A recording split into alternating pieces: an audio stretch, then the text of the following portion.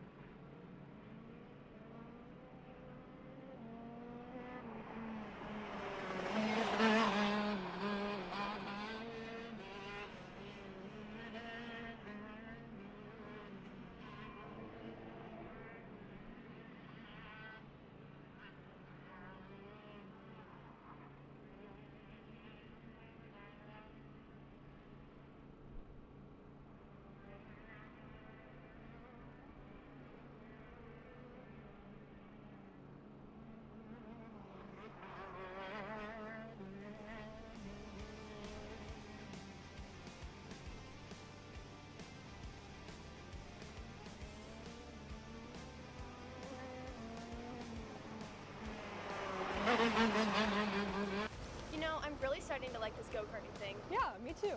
Oh my gosh, can I show you this cute dress I just got? Yes, of course. Oh my goodness, it's so cute. I just love shopping. I love shopping too. Oh my god. Wait, did you guys say you like shopping? Of Yeah. course. Well, dude, I have the perfect place to do that at. ShopPayCara.com. At ShopPayCara.com, you can get free shipping on orders $200 or more. You can get anything you want, like MXC rims, gloves, rib vests, shoes, anything that you need, all at ShopPayCara.com.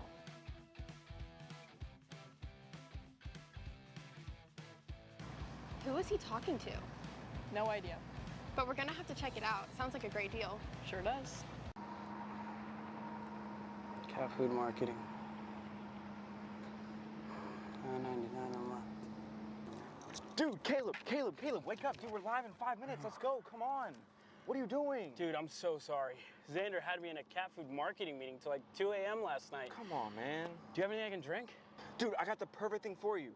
Perico, it's a healthy energy drink alternative. Perico, non-GMO, gluten-free, kosher, magnesium, B12, B6, Yeah, it's good. B5, biotin, and 0 sugar? Pericazo! Try Perico, made with natural ingredients, organic caffeine, and supports your metabolism. Try the new official energy drink of Kart Chaser.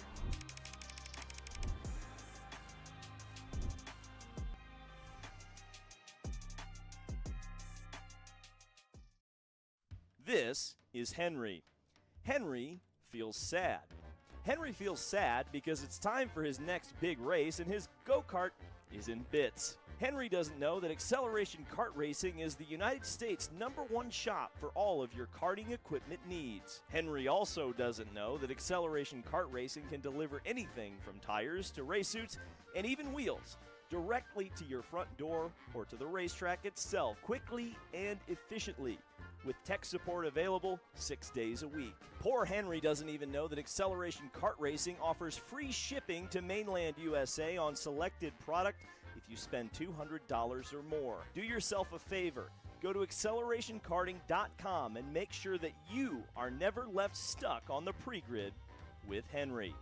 Be smart and don't be like Henry.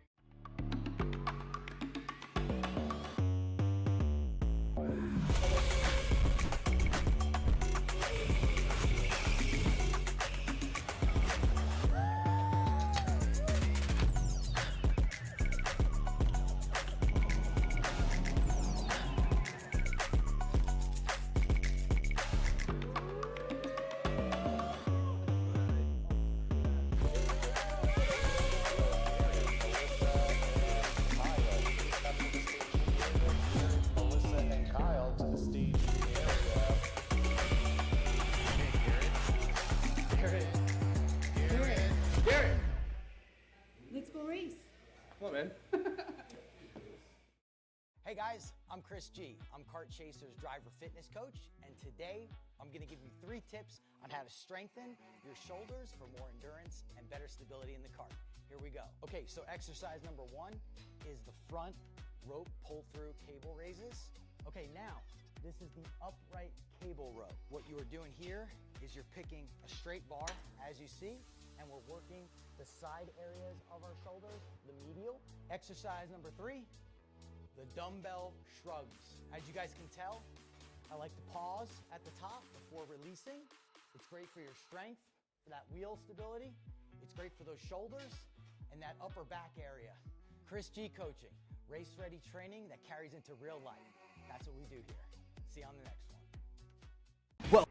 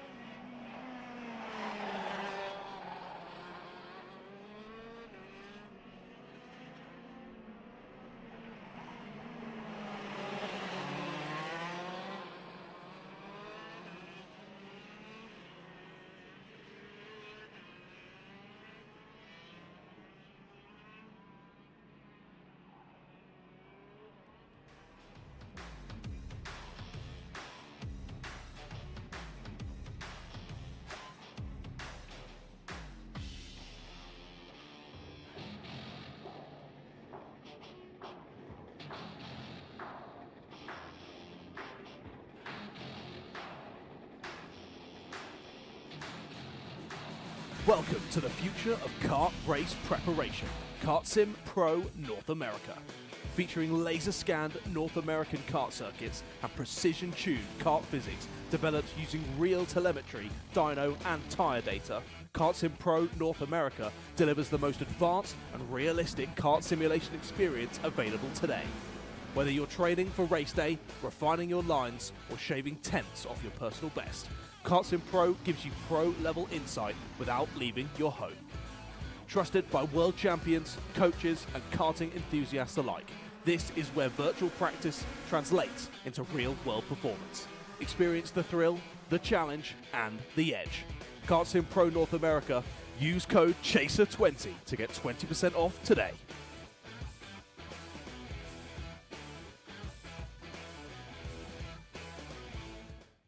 Karting isn't just speed.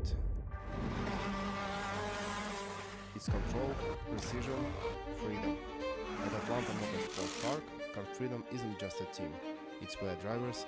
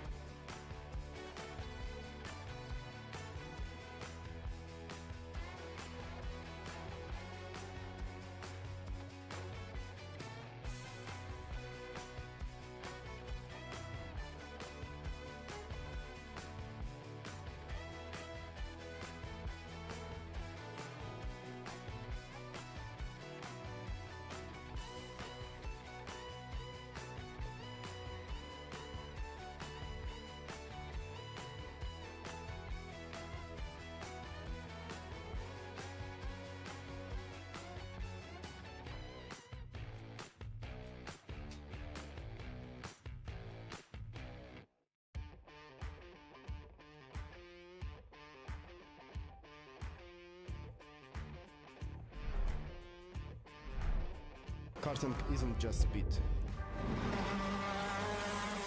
It's control, precision, freedom. At Atlanta Motorsport Park, Kart Freedom isn't just a team. It's where drivers are made.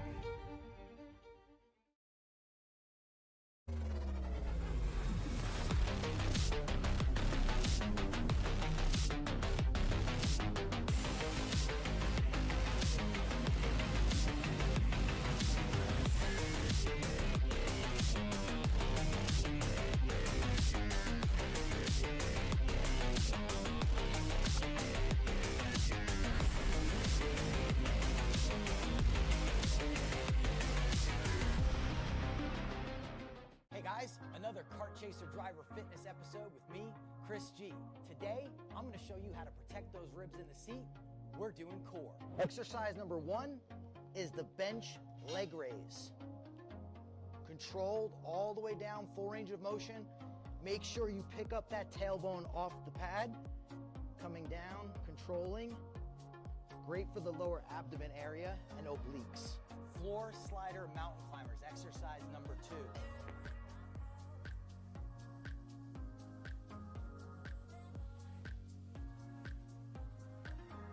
Exercise number 3, the plate-loaded decline bench sit-up. I'll see you guys on the next episode of Chris G Coaching, race-ready training that carries into real life. That's what we do here.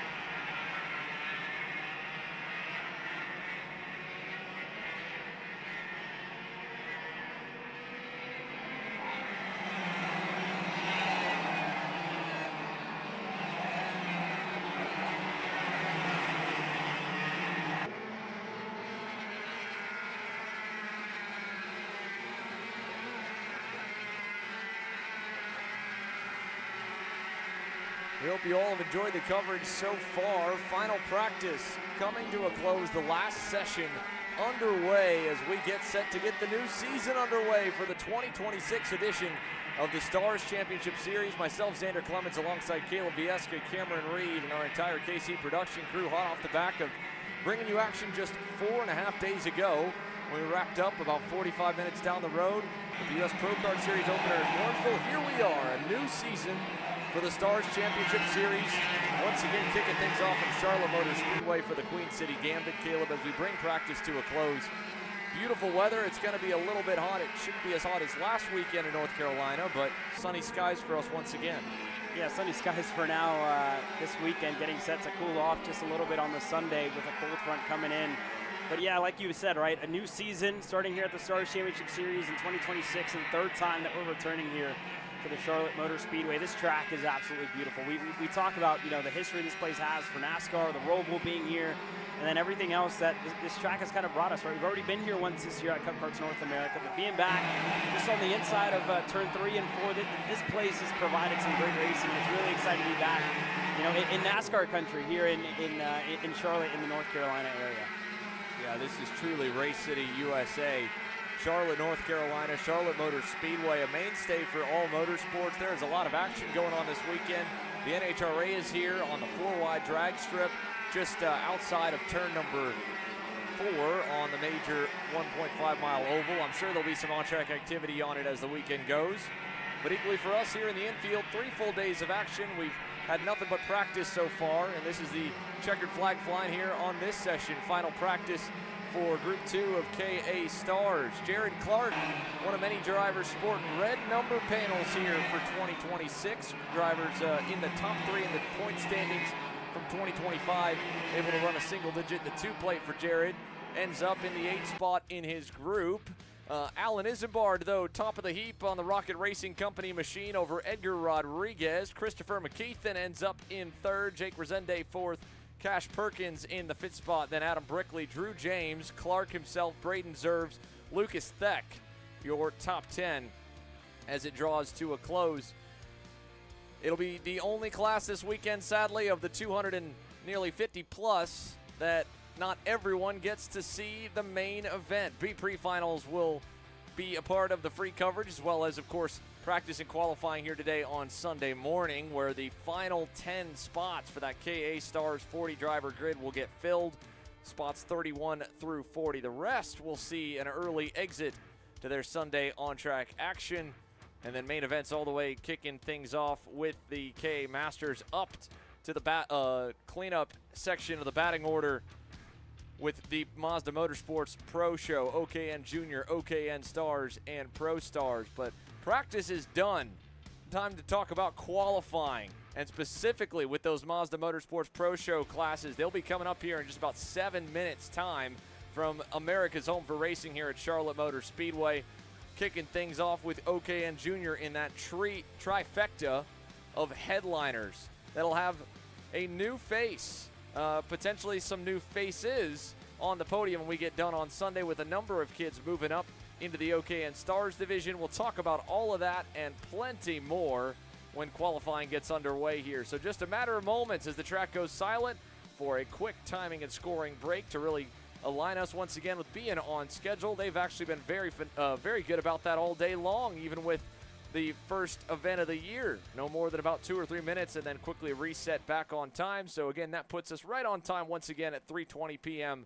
sharp with OKN Junior Qualifying. Caleb and myself, along with Cameron down on pit lane, will bring you the action when they go hot once again.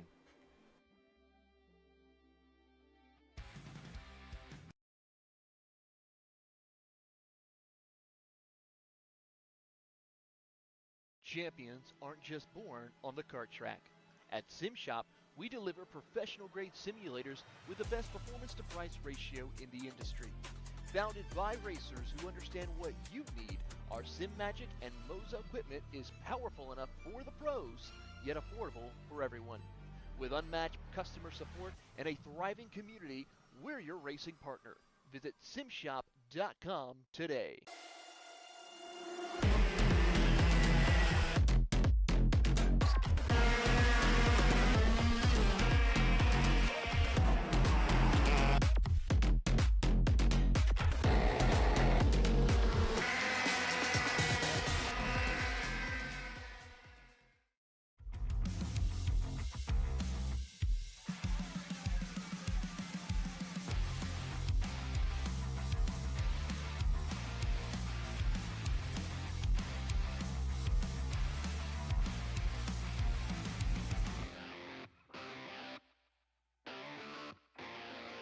Are you ready to get behind the wheel? From Formula One to NASCAR and IndyCar, all the pros start here.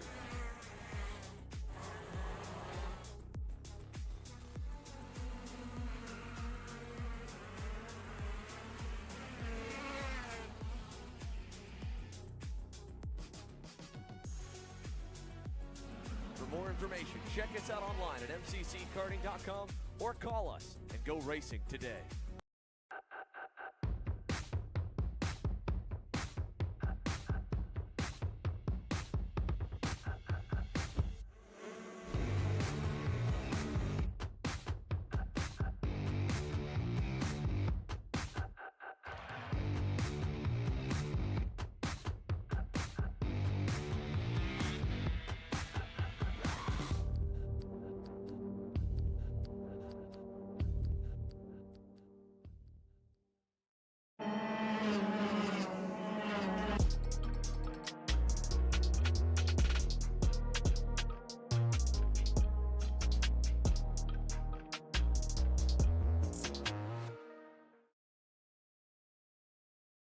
Hi, I'm Jackson with Alpha Race Hub.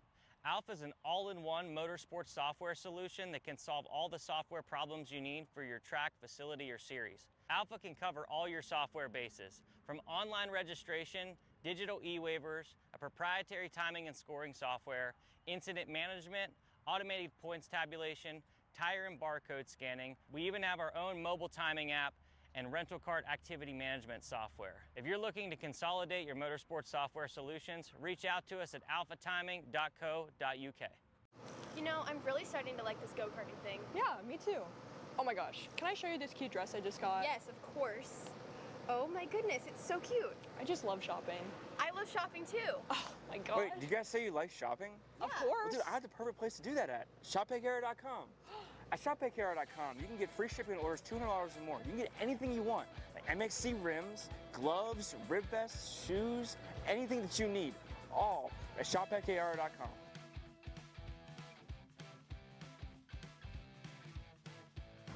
Who is he talking to? No idea. But we're gonna have to check it out. Sounds like a great deal. Sure does.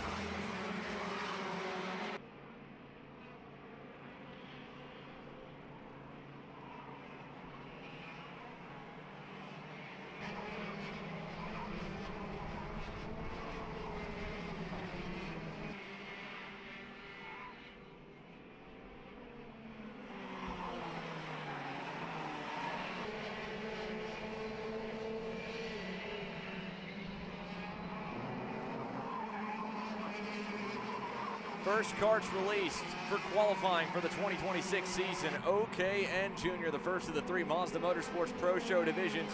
Parker Ives, the first one to lead the field around here down the back straightaway and into this double left at the end of the run. They're nearly full bore still through that left-hand sweeper.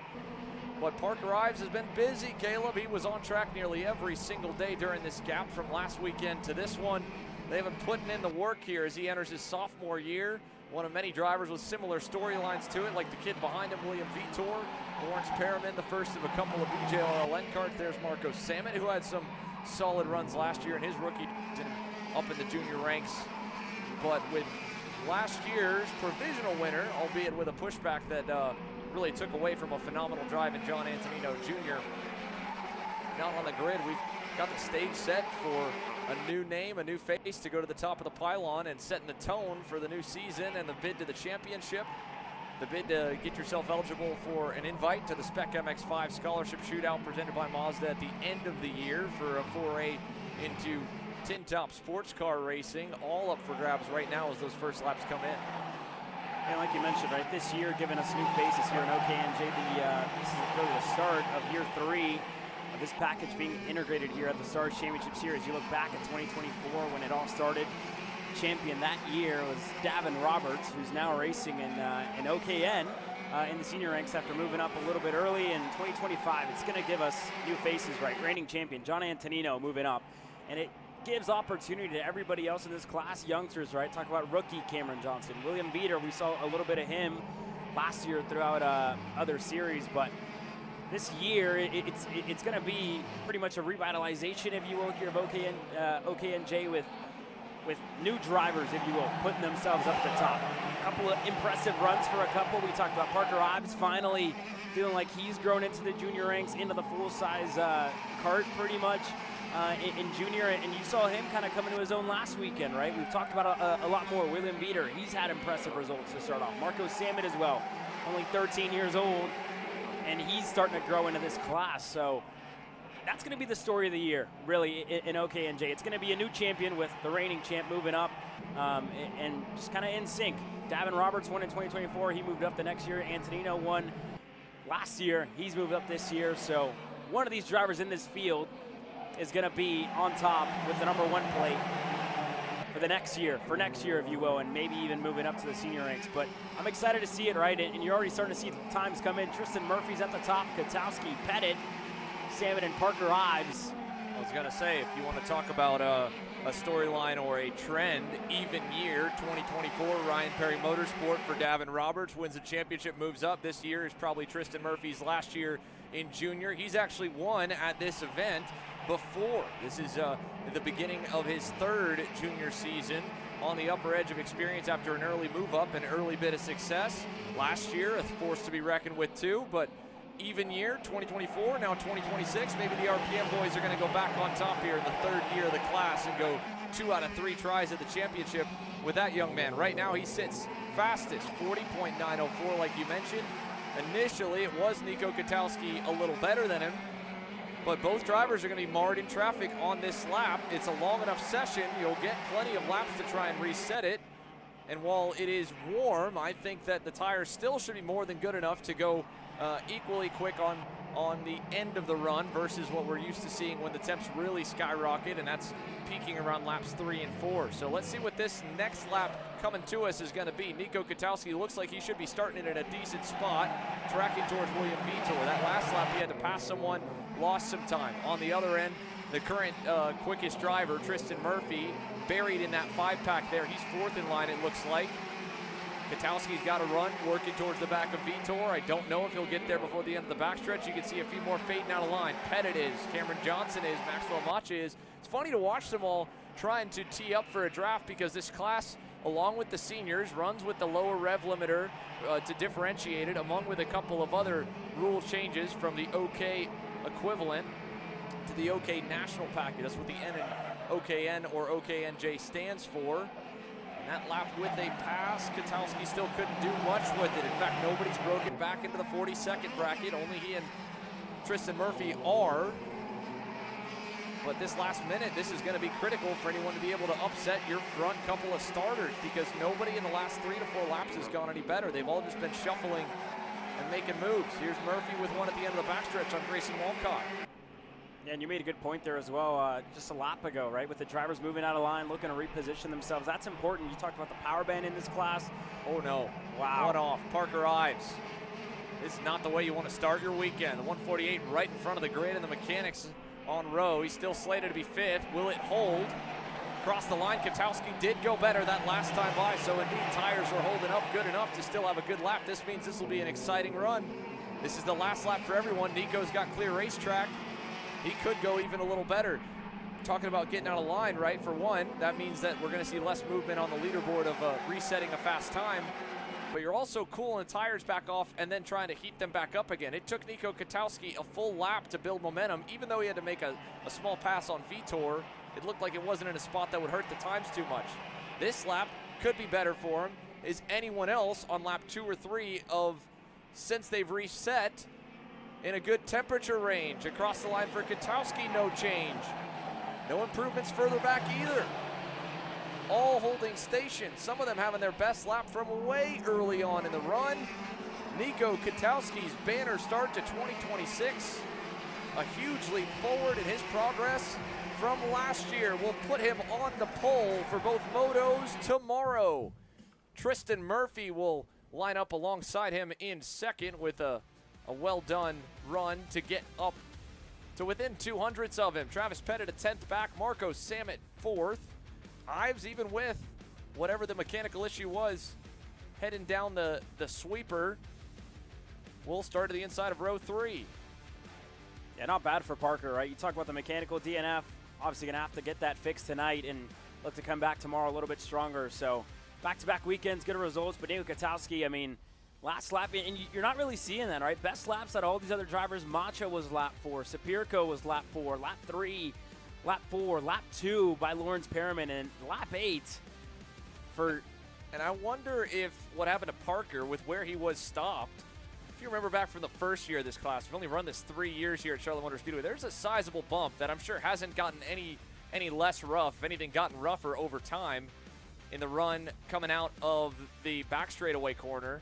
That was the vibration or the roughness of hitting the one bump at the kink where they pull into the pit lane, dislodged a few spark plug boots. Wonder if that might have happened to Parker. They're not allowed to restart, so he might actually not have a mechanical failure. Might have literally just bounced so hard that it popped the boot right off the spark plug. Yeah, we saw a lot of that back in 2024. It's like half the field. Saw it last week as well in one of the warm-ups with Justin White on the shifter package. But, I mean, that being said, great performance out of Nico Katowski, and Cameron Reed is standing by with him.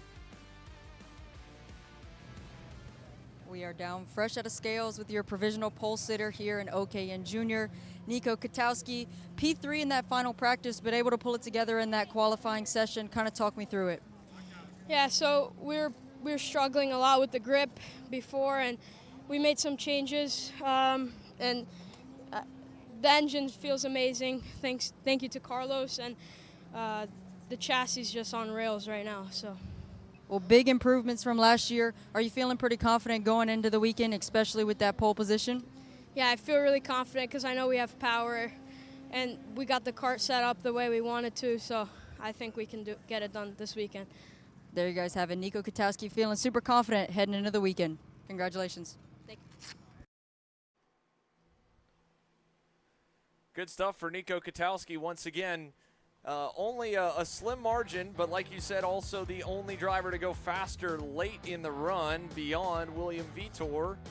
Probably a byproduct of being able to get away from the pack. The risk you take of trying to give yourself a tow to get the extra advantage, he didn't need it. That lap was in clean air, and it was a statement at that. 40.885 for Nico Katowski. Tristan Murphy joins him in the 42nd bracket at a 40.90. Travis Pettit, Marco Samet, Parker Ives, your top 5. Nachawati, Macha, Sapirko, Grayson Walcott, and Vitor, your top 10. Here we go again, though. OKN Stars, the middle of the 3 Mazda Motorsports Pro Show divisions, has picked up a few new names for 2026. And the first of them out on the racetrack, none other than Chase Gassiet-Lee. A scary moment for him at this event last year, fighting for the lead and the race win with Diego Ramos. The two of them went after it, and it ended up right here. Gasly was just shoved off on the front straightaway, clipped a cone, and sent him straight at our cameraman at turn number 1. But he's in a similar shade of blue in 2026 here, Caleb. He's in a different go-kart, though, driving for the Team Bennick full-size package.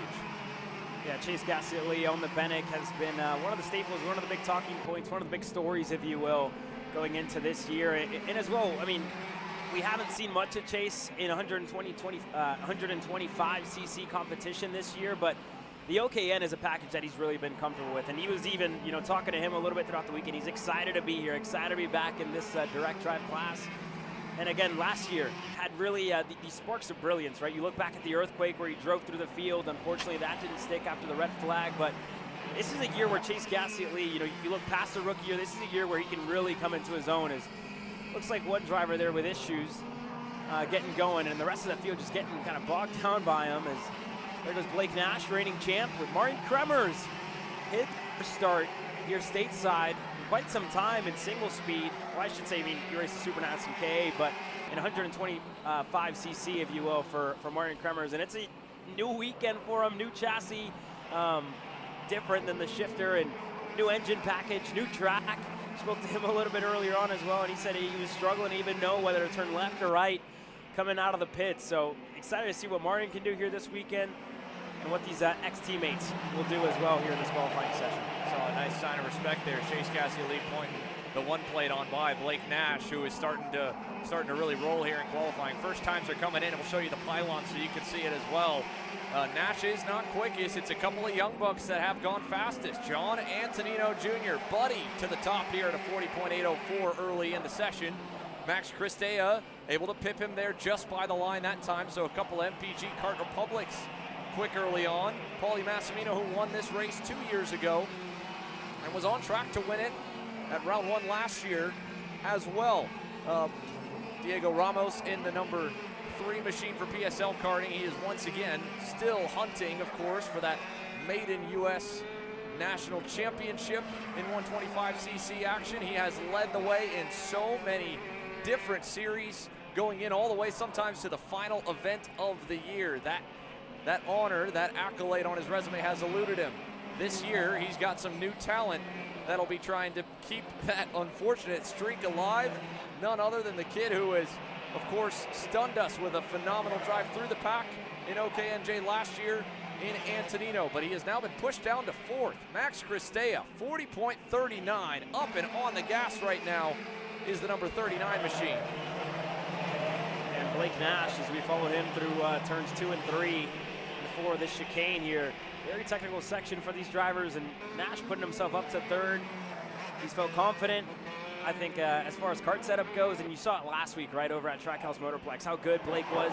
Didn't all come together with the change of temperature, but this weekend, the reigning champ, you know, you talk about last year, he wasn't here. It's his first time here at Charlotte, and still coming out with a championship is a testament to that Nash Motorsports team, which he's actually running on his own with you know, a couple other mechanics. His dad, Seth, over in California for the Champions of the Future event going on this weekend. So very busy for the number 1 in Blake. Isn't that crazy to think about, that a reigning champion has never visited this venue we have been at for the last 3 seasons. Last year's champ, I think he might be one of the only ones in recent memory to return with the number 1 plate to a series when it goes to a venue it has visited in the past and not having driven a single lap. And again, for the Mazda Motorsports Pro Show classes, they are 1 less practice session than everybody else. They've only had 3 sessions for Blake Nash and his crew to get him dialed in, and right now he is almost on the money. Paulie Massimino, hot off last week's win, tied right now with Max Christea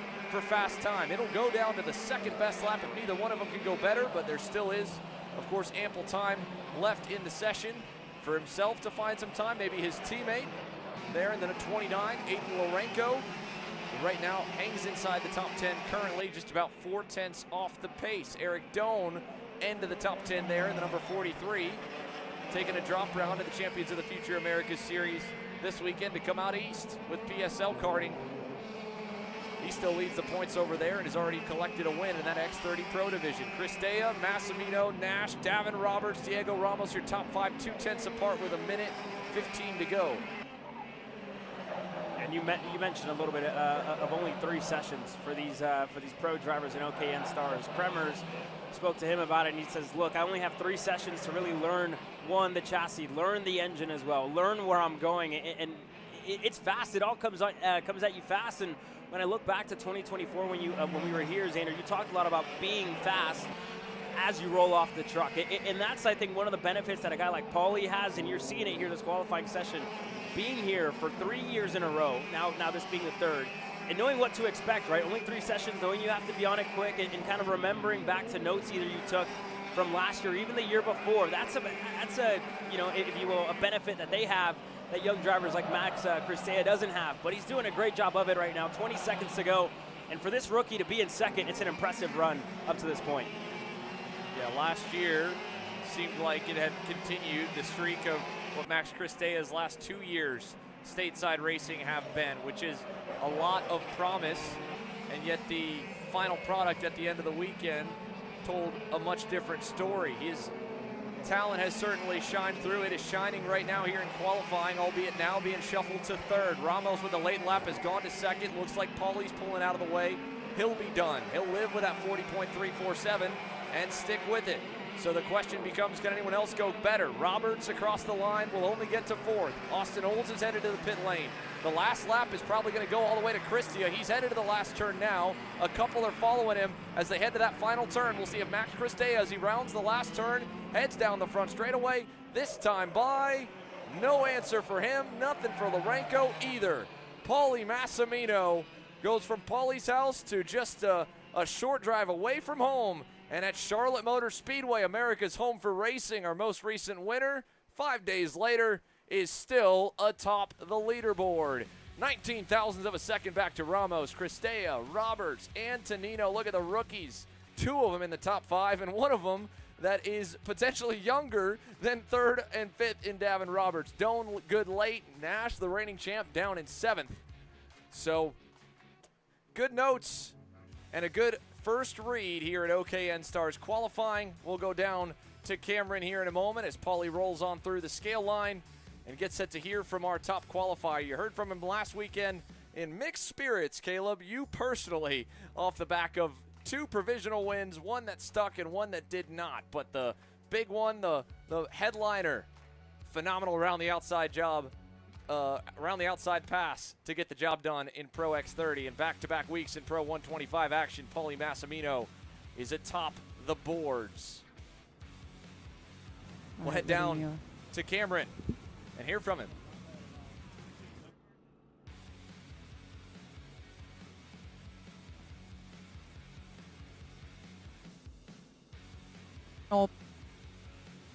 Again, coming off.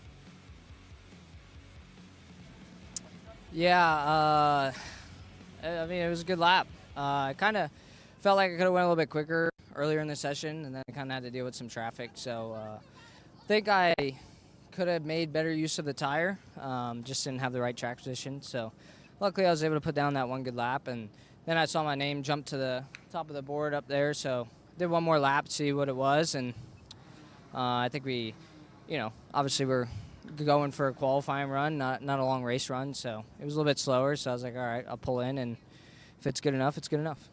Well, how are you feeling going into the rest of the weekend? Obviously, temperature's pretty high right now, a lot of grip being laid down on the track. How's your long-range pace? I think, we're feeling pretty good. Obviously, the runs haven't been, as long as what we will deal with tomorrow, but I know I'm tired. I don't know if it's these things are getting harder to drive, I'm getting older, or if it's just a combination from last week and still driving up all the way until today. So, it could be a mixture of all, but I think we got a good package. We always have a good package when we come here. The Carbros motor package, OKN, it's unbelievable. I feel like we made a big step last year at Trackhouse, and it seems like it's been carrying to this race. So he puts in a lot of work, and I'm glad he has trust in me to give me one of his bullets and do him proud. Well, congratulations. Good luck throughout the weekend. There you guys have it. Paulie, a little bit tired, but still able to pull it off. Thank you. Have a good one. And without much time to be able to break down that one here, we're back at it with our last of the 3 Pro Show divisions, Pro Stars onto the racetrack. Funny to hear how open he is about it. But again, you can tell he's in a good mood if he's yapping to us that much, Caleb. Yeah, he's smiling. So good. Good to see Paulie smiling, and crazy to hear, right? He's Paulie, I think, only 23 years old, and something you would hear out of Austin Garrison the year he was getting set to retire, 26, 27, I think, Austin, last year, and now Paulie's saying, just feeling it, right? Very high speed, a lot of lateral load, if you will, on these drivers. That being said, though, a return this weekend back to Charlotte, a place that treated him nicely for Mateus Morgado. And for 2 years in a row, the PSL karting Burrell Art team has taken victory here this weekend, or here at the Charlotte Motor Speedway. It was back in 2024 with Jay Irwin, 2025 with Mateus, and a new look for Mateus in 2026 has already treated him nicely with a win out in Tucson, Arizona, and as well a win for Adrian Rennerden last weekend. This team, Sodi, comes in as, I believe, the hands-down favorite, coming in as Shifter Racing in 2026 into this weekend here for the start of the Stars Championship Series in 2026.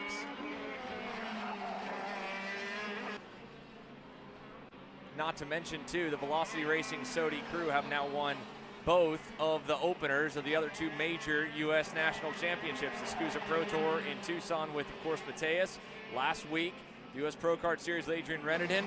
Now back together. If they could repeat another 1-2, it would be both times in 2026 that they have been on the entry list, that they have topped the pylon. Of course, looking to dethrone them with his usual crew, the Magic Man himself, AJ Myers.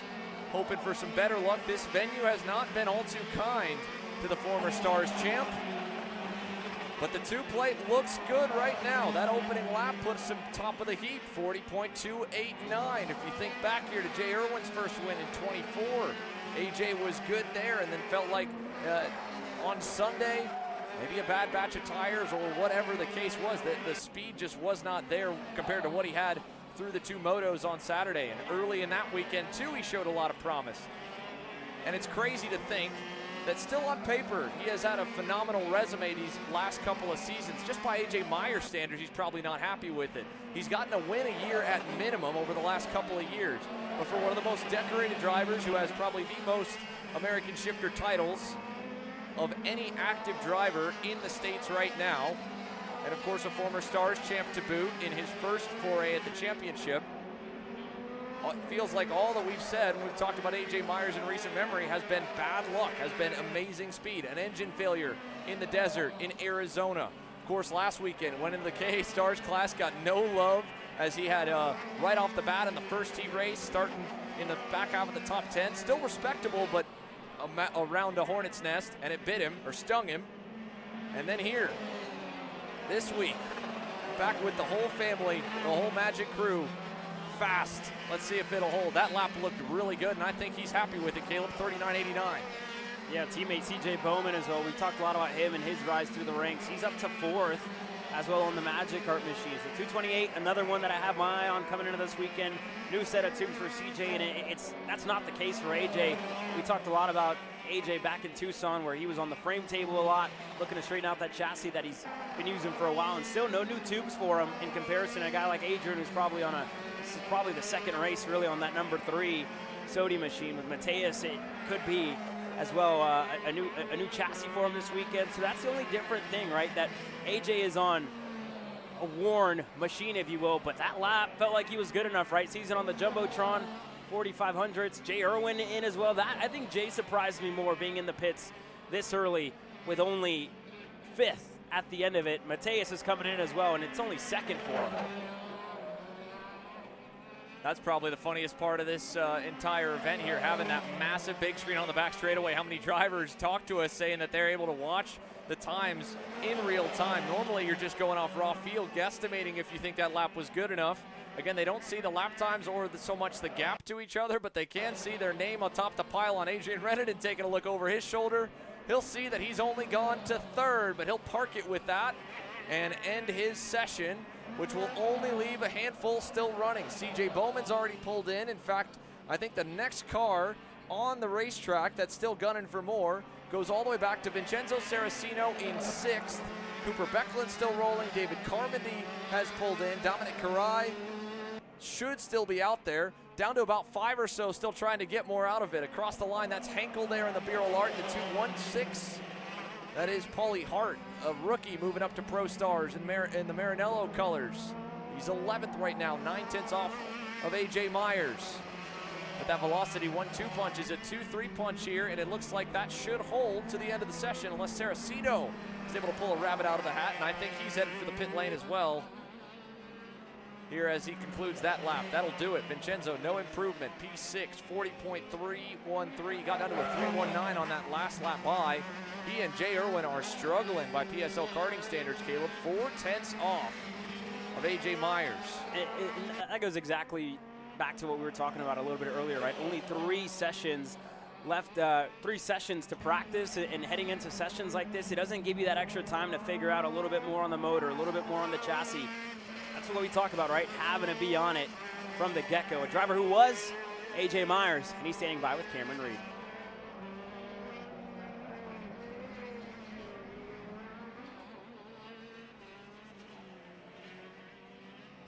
We are down here fresh out of scales with AJ Myers, your provisional pole sitter here in our Pro Shifter class. You've done it again.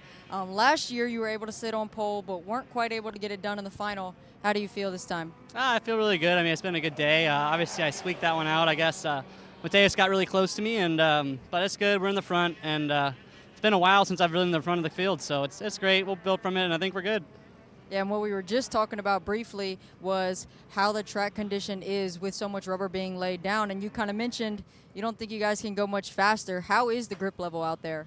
Yeah, I mean, at 39.8s, I think we're doing is like maybe in the mornings we can go a little bit faster, but for this time of day, the hot sun right now, it's a fast lap time. So yeah, hopefully it doesn't get too greasy because the cart's feeling really nice right now. So hopefully we stay on top of it. Well, congratulations, AJ Myers, your provisional pole sitter and shifter. Thank you.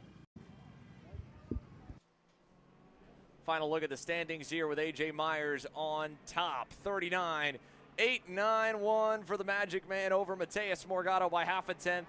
Another 10th back to Adrian Renedin. And then from him, a 10th and a quarter. You'll find CJ Bowman with a career best qualifying effort. A phenomenal run for him to be able to get into the front and spotlight back at round 3 last year at the Quaker City Motorsports Park. Incredible hard charge through the pack for CJ back then. But we'll take a quick break here with the pro divisions all set for tomorrow. It's time to qualify the rest of the order. K Masters on deck when we return.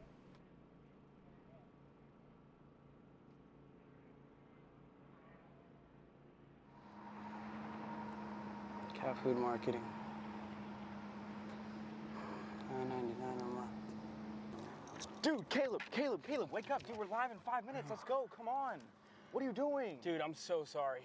Xander had me in a cat food marketing meeting till like 2 a.m. last night. Come on, man. Do you have anything I can drink? Dude, I got the perfect thing for you.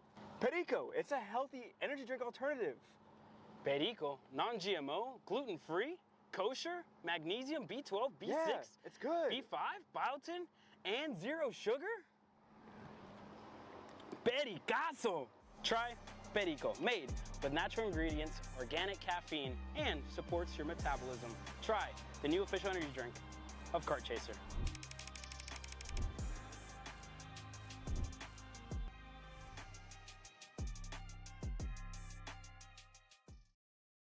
This is Henry. Henry feels sad.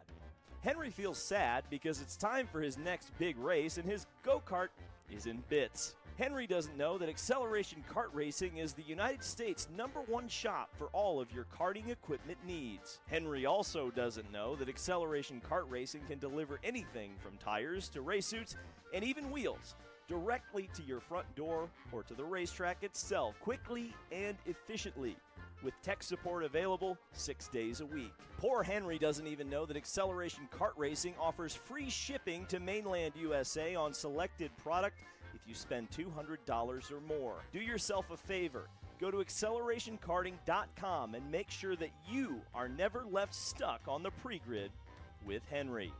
Be smart and don't be like Henry.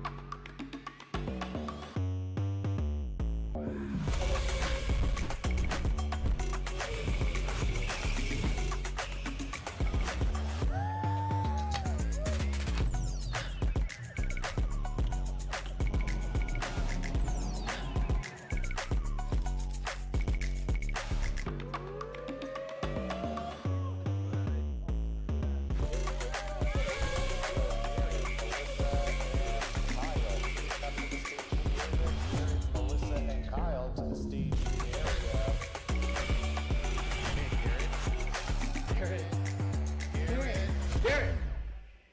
Let's go race. Come on, man.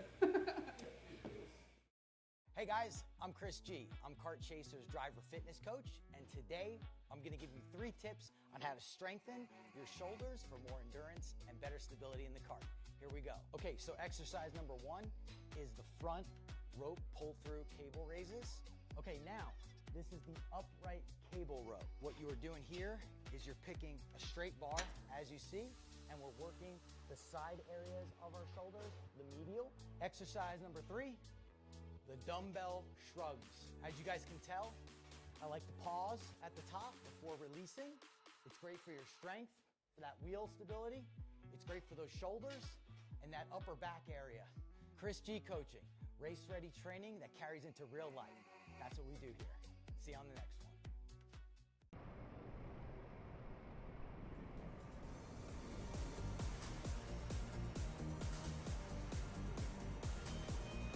Welcome back to America's home for racing. OKN Junior, OKN Stars, and Pro Stars qualifying in the books. KA Masters getting set to roll here in a couple of moments for 7 minutes on the clock.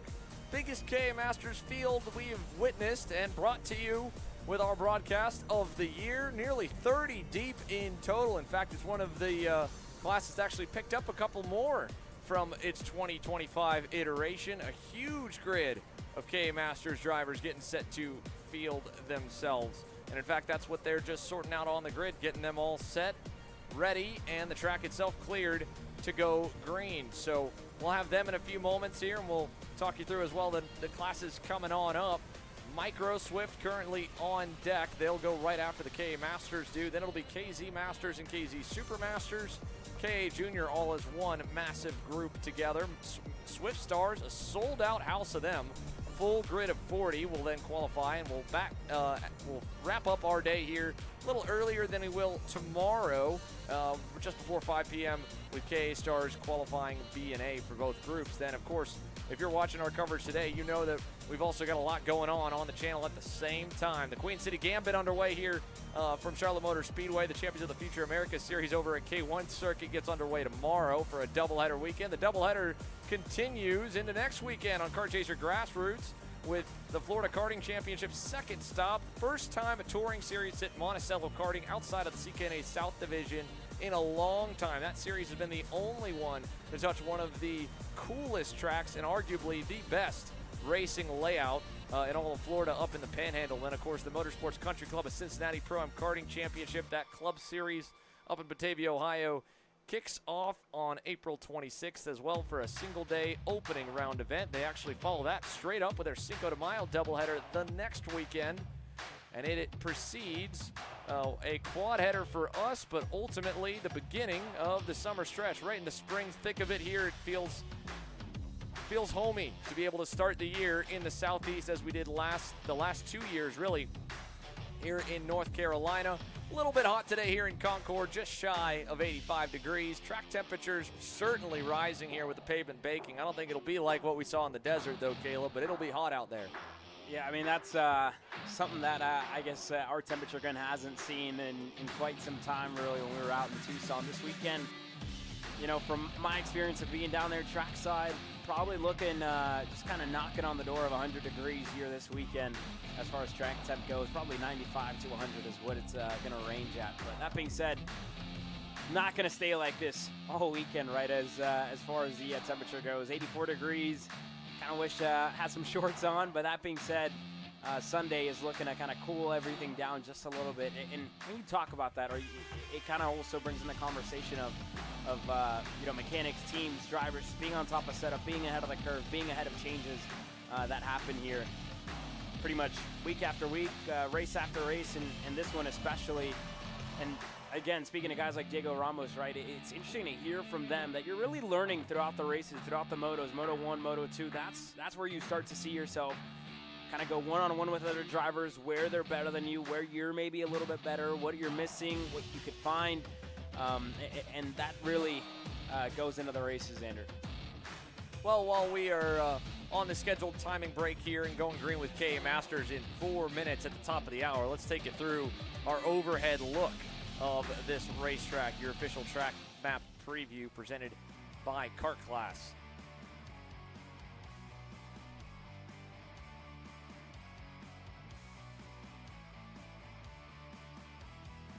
Here's a look at it here. The overall layout from Charlotte Motor Speedway, just shy of 0.7 of a mile in total. It's actually one of the shorter layouts that we'll visit on the year at 0.65. 15 turns, though, and the run down to turn number 1, coming from driver's left to driver's right, opens up a great passing opportunity. And then back-to-back triple rhythm sections, if you will, a couple of left and right-hand 90-degree corners that take you through 2, 3, 4, 5, 6, and 7 onto the back straightaway. Down the run to turn number 8, bit of a bend in the backstretch, but again, you're still trying to arc it, carry as much speed. We talked about the bump in turn number 9. You'll see that visibly as well, especially in the cadet classes, the Micro Swifts and Swift Stars.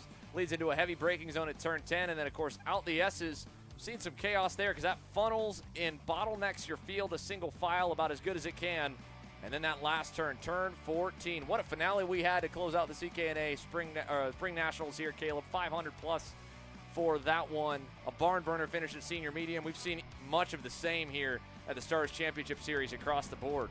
You can almost see it coming before it happens, right? Turn number 14 here at the Charlotte Motor Speedway has kind of become a staple for crossover moves, over-under moves. Drivers kind of looking to cross up, going to the line, and we're going to see a lot of that. Mini Swift, Micro Swift, KA, maybe even OKN in some of the other pro categories. Harder in the shifter, but I'm excited.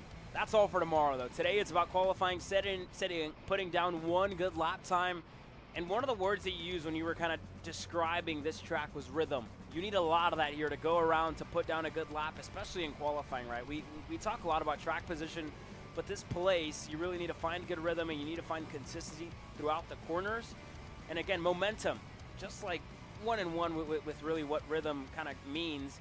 And that's what these drivers are going to have to find, especially here in 100cc and down to the Swift categories. Realistically, there's about 2 to 3 sections that you can make an argument that you're sacrificing almost 2 corners in advance to be able to get the launch out of it. And like you said, either not break momentum as much or start building even earlier in the run. You're, in theory, here in KA Masters, on power from the apex at turn number 1 all the way in the run to turn number 5. That means that, again, you're winding the car up as much as you can. So you think you'd want to let the car go nice and wide on the exit of every single apex, but they come at you so quick, you're having to sacrifice and kind of pinch off your exit at turn number 2 to set yourself for turn 3. The same for 3 over to turn number 4.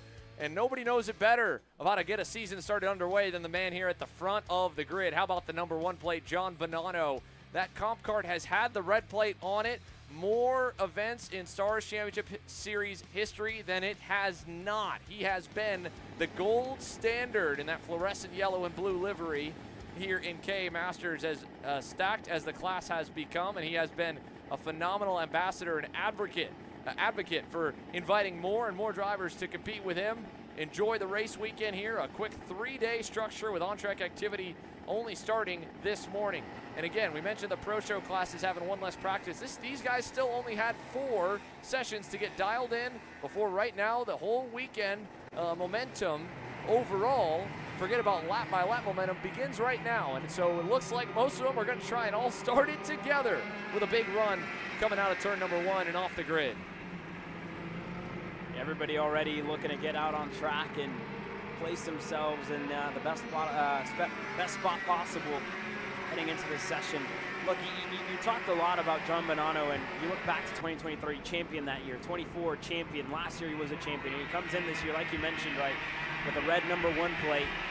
And you look back at 2025 for John Bonanno, swept the weekend completely here in KA Masters.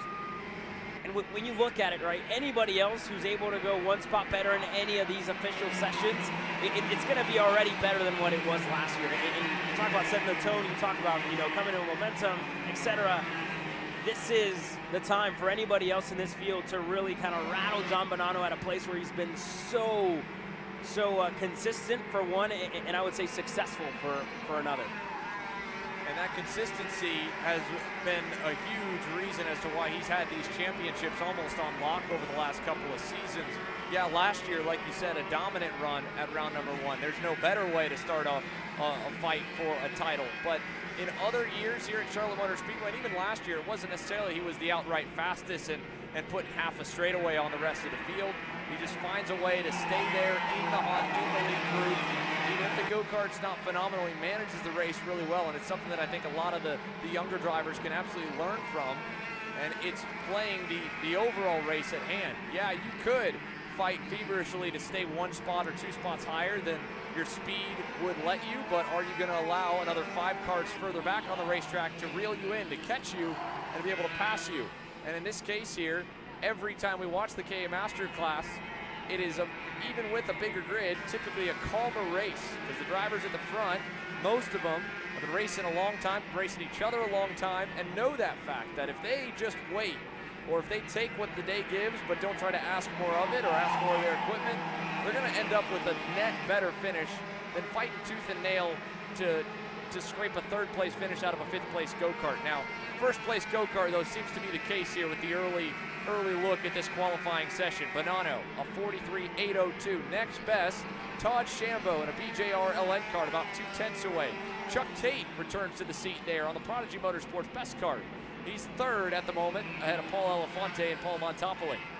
And I tell you what, last weekend it was pretty impressive for those Prodigy Motorsports machine best carts. I mean, they were up at the front all weekend long. Byron Daly was one of the ones specifically last weekend at Trackhouse Motorplex, and you know, let's see what he can do. How does that correlate? How does that translate into this weekend here at the Charlotte Motor Speedway? But a couple of other drivers finding a little bit of pace. The 204 of Anthony Stifler goes to the top. Bonanno back to 2nd.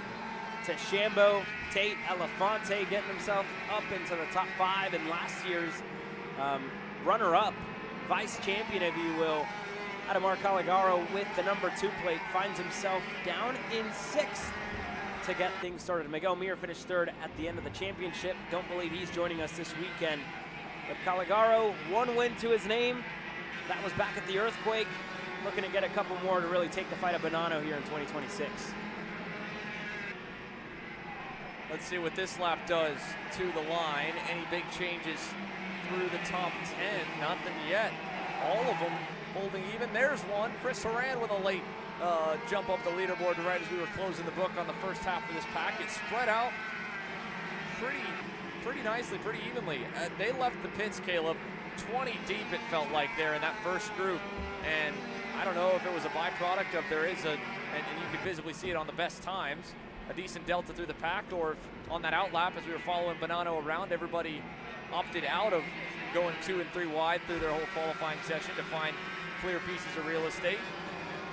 But they're all pretty evenly spaced. I think this lap here, as we're following along with the 204 machine, should be a good one. A big toe up to the back of Shambo. Will it pay off with a good lap time to follow? Anthony Stifler, that time, no. 44.016, 4/10 off what he hit the lap or 2 laps prior. And I was going to say, as close as he is to Todd Shambo, you talk a lot about the draft, especially in this back straightaway. You don't really see him closing all too much, maybe as much as I would have expected. But Caligaro has the hand in the air, and that might be a trip to the pits early. Stifler's in, Caligaro's in, Elefante's in. I wonder if that was because they couldn't, they just now looked up at the Jumbotron and saw where they were on the time charts. Stifler is happy enough with it, although Bonanno did close the gap a couple laps prior. It's not by much, 0.02, the difference between the top 2. We'll check back in now with the 224 machine of Horan on the Magic Kart. No improvement for him last time by, 44.587 for Chris. Huge fall off there from the opening lap. So maybe we were wrong, or maybe the juniors with the lighter weight, albeit on the same tire, are able to extend a little more life out of it in qualifying than the KA Masters. That wouldn't be a surprise at all. Here's Horan going to the pit lane. He's done. A number of them have come in early here in this session. One off, though, in the last turn. One of the comp carts has gone around. Who do we have there? That is the 228 machine. 222, it looks like. 220, yeah, you're right. 220, sorry, 220 of Ken Simon-Ellick just crossed the line. He was just pulled off. He's going again. But again, when I look at it, right, of why we're seeing so many drivers dive into the pits early, you look at these qualifying sessions, they're 7 minutes long. A lap around here is really only 44 seconds. If you do the entirety of the session, you're probably going to put in 8 to 9 laps maybe, and that's a lot. And when you talk about these MG Reds, when you go out to qualifying, you go out, you want the tire to fire off early, get going early.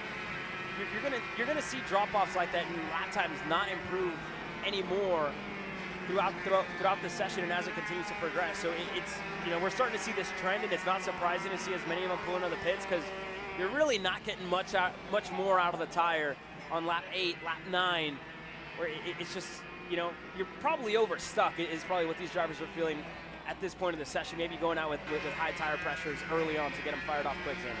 Well, I mean, they're going to heat them up more with much higher minimum weight than the OKN juniors. So that'll skyrocket the tire temperatures. Granted, the track probably had a couple moments to cool back down, but as the checkered flag flies, nobody inside of the top 10 went faster than lap 4 besides Adamar Caligaro or besides Eric Heinig. He only went good on lap number 5. A few of them at the back of it went for 7 or 8 laps. Didn't make an impact at all. So Anthony Stifler, 43.691, 0.02 of a second better than the number 1 plate of John Bonanno. Then it's Chris Horan ending 3rd, Byron Daly 4th, Todd Shambo 5th, Chuck Tate, Paul Elefante, Adamar Caligaro, Eric Heinig, and Paul Montopoli for the biggest contingent of the best kart crew so far. 4 of them punching in the top 10. But Anthony Stifler, mega qualifying effort for him last year. Unlike the story of John Bonanno consistently up in the top 3, he seemed to have weekends where he was there at the worst, kind of back half of the top 10. He's starting 2026 on the right foot as we jump from the veterans down to the youngest stars, the micro Swift division getting geared up to go here from Charlotte Motor Speedway.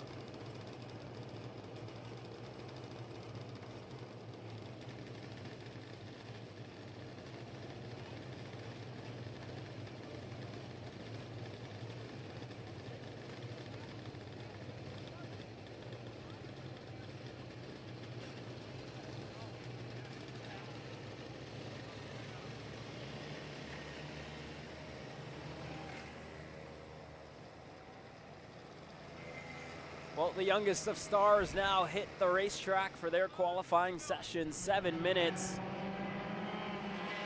is what they will have, and I think this extended time, 7 minutes, is why you're seeing maybe a couple of them opting to wait in the pits just that little bit earlier. They're on grid, not going out, and probably to avoid a little bit of what we're seeing here, right? Everybody just kind of on top of each other here.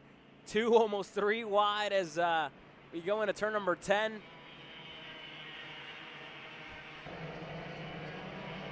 So this session, just important to go out there, put a lap time down on your own. And this championship last year, or I should say this field this year, looks a lot closer. Hold on, we have Caleb. a red we flag. Yeah, something amiss. Right off the outlap here, red flag for Micro.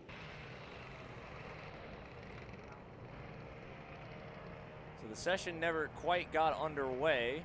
That means they'll still have the full 7 minutes on the clock when they get going.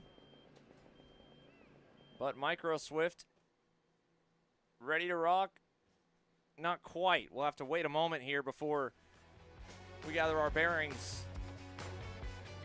for the Micro Swift division. You can see a couple hadn't yet left the grid. Dusty Strayer, Jack Katowski, and crew. Full class of them. 7 minutes still on the board. Not quite yet underway, but it will be soon here from Charlotte Motor Speedway. We'll give you an update with more when we get it.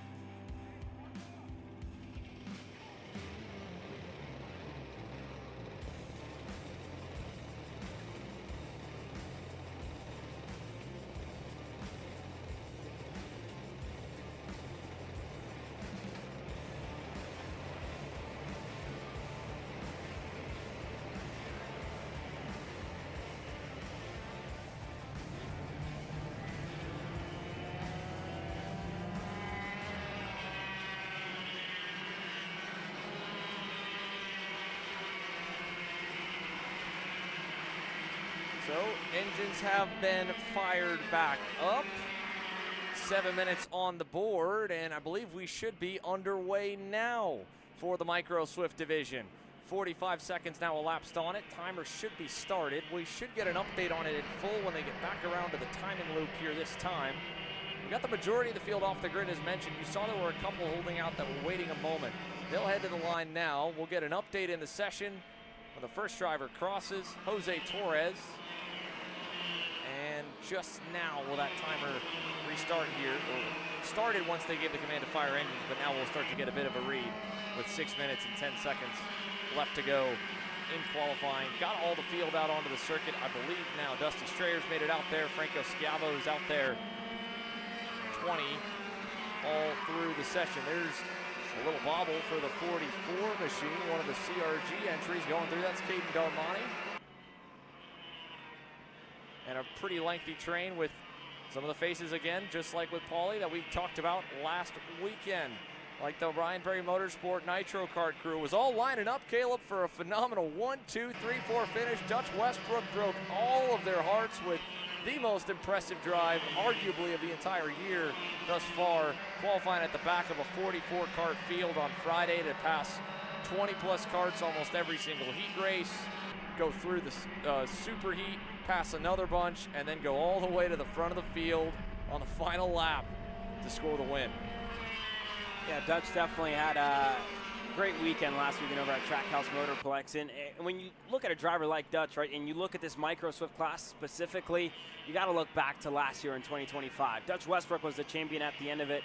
Second place for Brody Stoffel. Slate Harrell finished back in third. And that was really kind of the start of this momentum. And really, for Micro, I think specifically, a lot of drivers moved up. A lot of drivers graduated, quote unquote, into the Mini Swift class, into Swift Stars. And this weekend, you know, we said the same thing about OKNJ, right? New drivers, new faces that are able to kind of get themselves up to the front, work their way into the mix. And that's what this weekend is kind of doing for a lot of them. We've seen the rise of Jack Katowski throughout the other nationals. Bo Wyatt's been impressive. Kip Canals had a good qualifying session last weekend. So this is a new opportunity with the start of a new season for these drivers to start the championship off on the right foot here, Xander. And Jack Katowski now is the next one to try and start off on the highest step, or at least the easiest step to the top step of the podium. 45.960 last time. Bo Wyatt has followed him through that entire pack of go-karts. They're now going to be able to probably put a couple of clean laps together here, starting on lap number 4 right now at about the halfway mark in the session. Now that last lap, fighting through the traffic, they got shuffled back. It's Liam Competiello and the number 48 machine that has gone quicker, but Wyatt and Katowski are still third and second. Franco Schiavo is fourth, hot off his first national podium in the Micro Swift class last weekend. Jackson Reinholtz in the Nitro Kart, the number 24, sits fifth. Remo Machine sixth, Tristan Francisco seventh, and onward from there.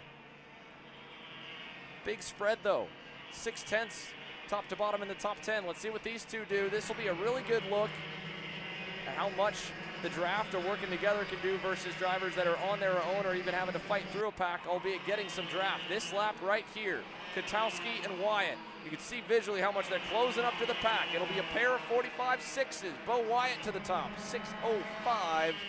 Puts them a full 10th up, or him a full 10th up on Competiello, and another 10th and a quarter back to Rowan Machine.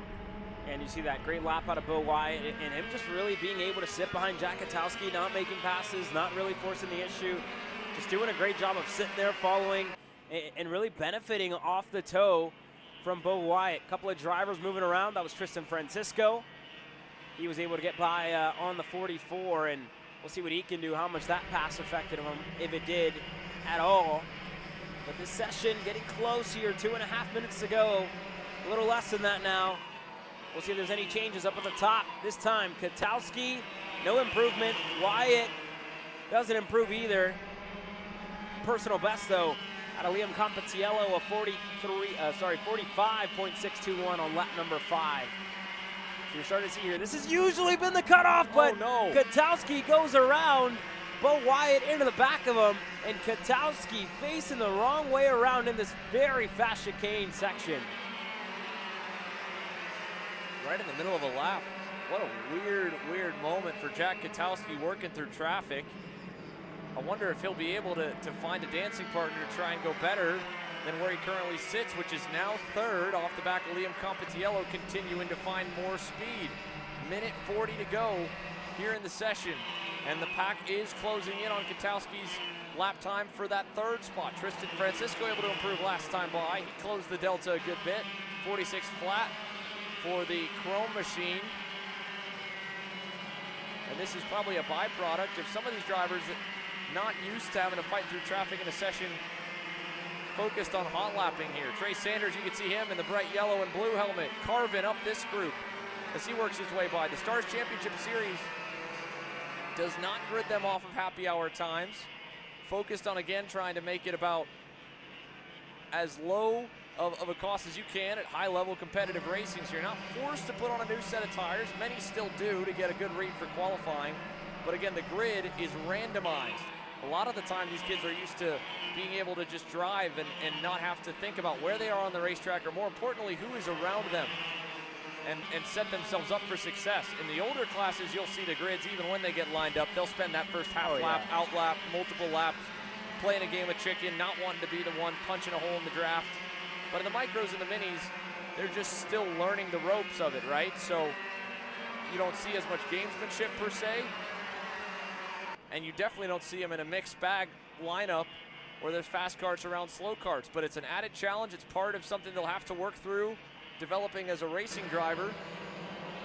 And I have to think that's partly responsible for why we've got a 4/10 gap from 4th up to the top time, and still a pretty big gap down the field as these kids learn how to set themselves up for not just one but a couple of burners, because you're going to need a bit of momentum build up. Dusty Strayer's finally got some now in the number 22. He's just jumped up to 3rd.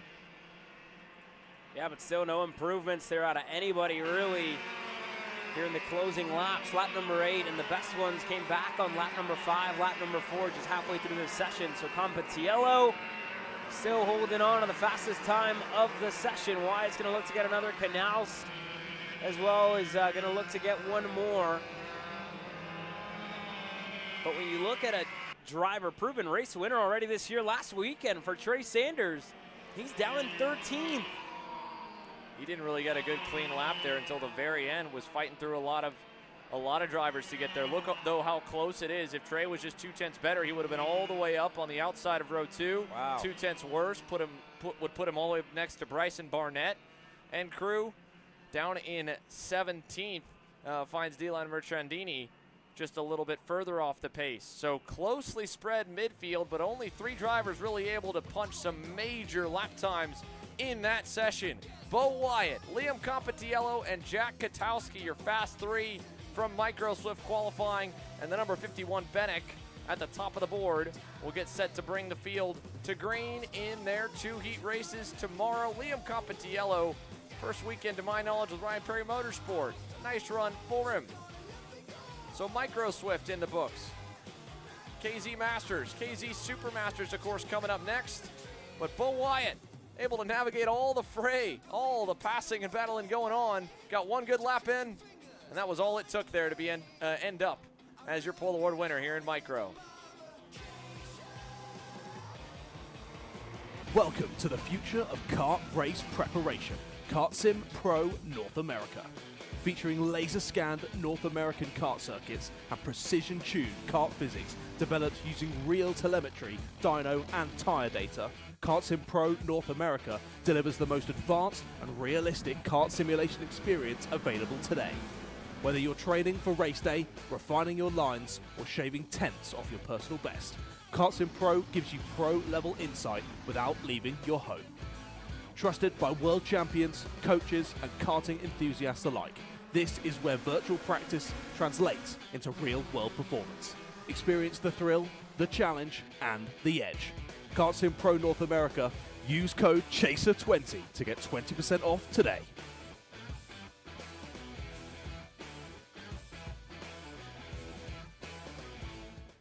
Karting isn't just speed. It's control, precision, freedom. At Atlanta Motorsport Park, Kart Freedom isn't just a team. It's where drivers are made.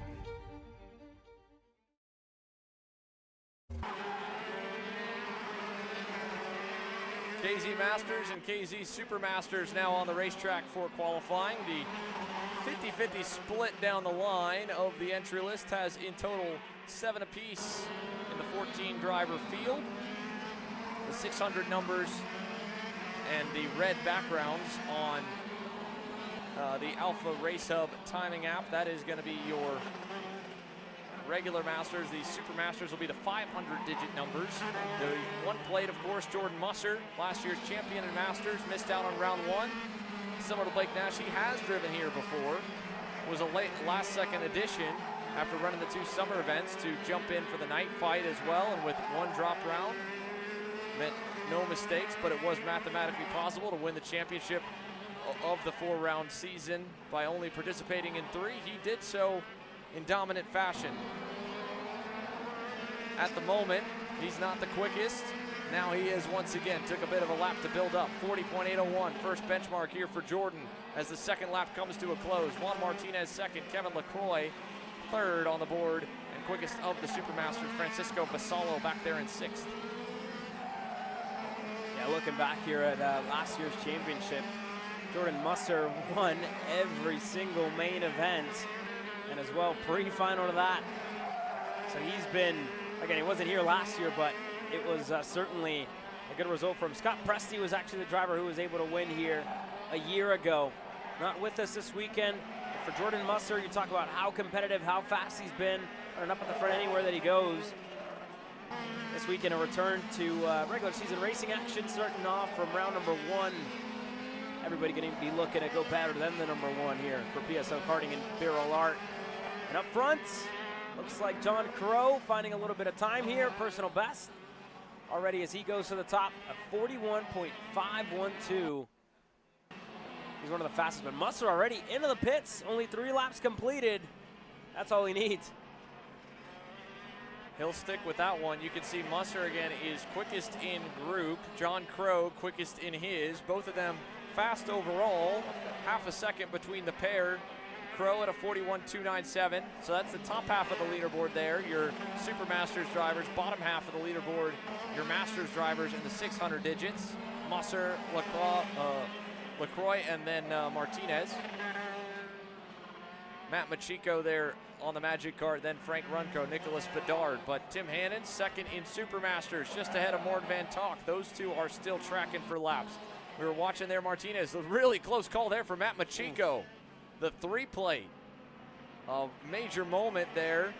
Again, the backstretch blend, or the exit of the racetrack into the pit lane is at one of the highest speed portions of the racetrack. If you don't have your head on a swivel when you want to start slowing down and headed into the scales, you'll have moments like that or something worse.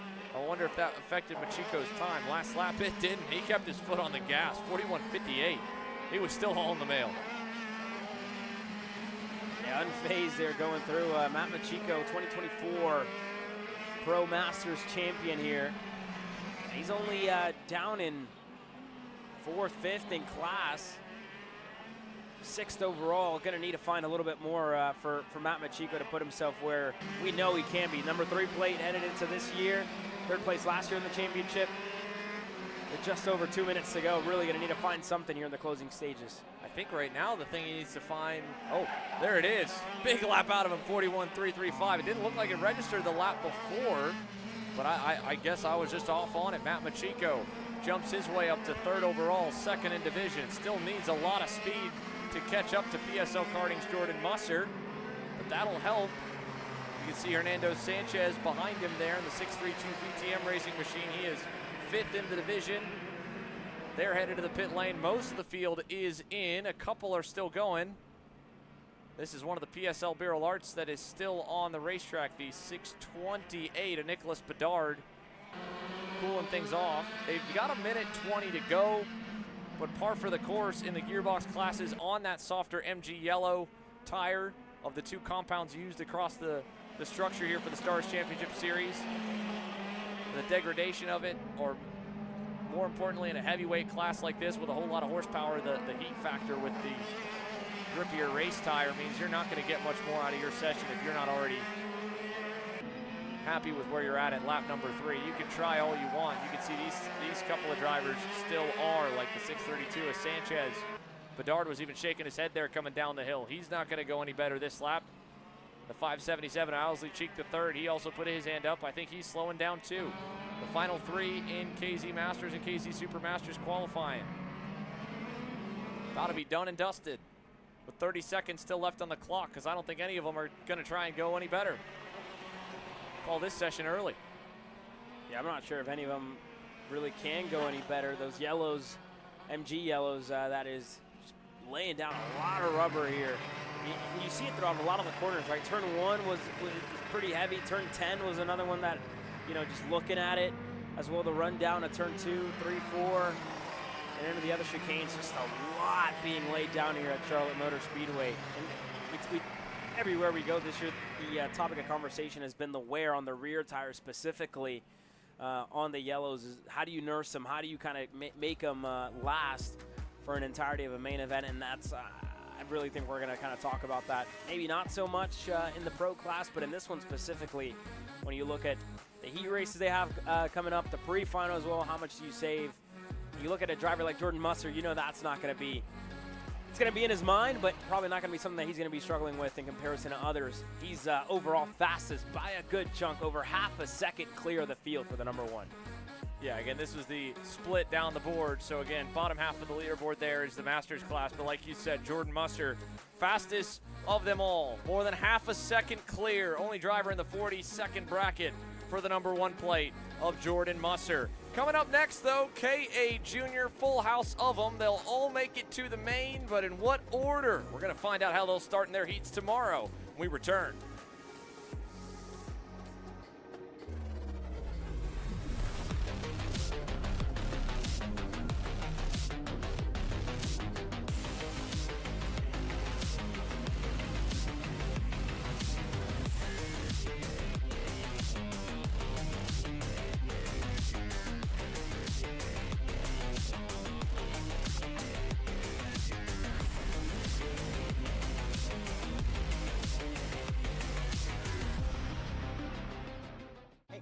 Another Kart Chaser driver fitness episode with me, Chris G. Today, I'm going to show you how to protect those ribs in the seat. We're doing core. Exercise number 1 is the bench leg raise. Controlled all the way down, full range of motion. Make sure you pick up that tailbone off the pad. Coming down, controlling. Great for the lower abdomen area and obliques. Floor slider mountain climbers, exercise number 2.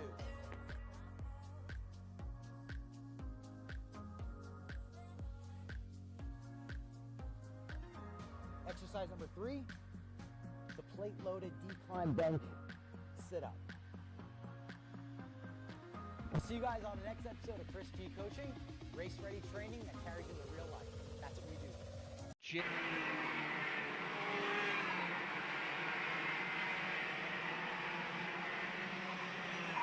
Kart's back on the racetrack, full speed ahead here for KA Junior Qualifying, and a full house of them. Look at them all as they come across the line.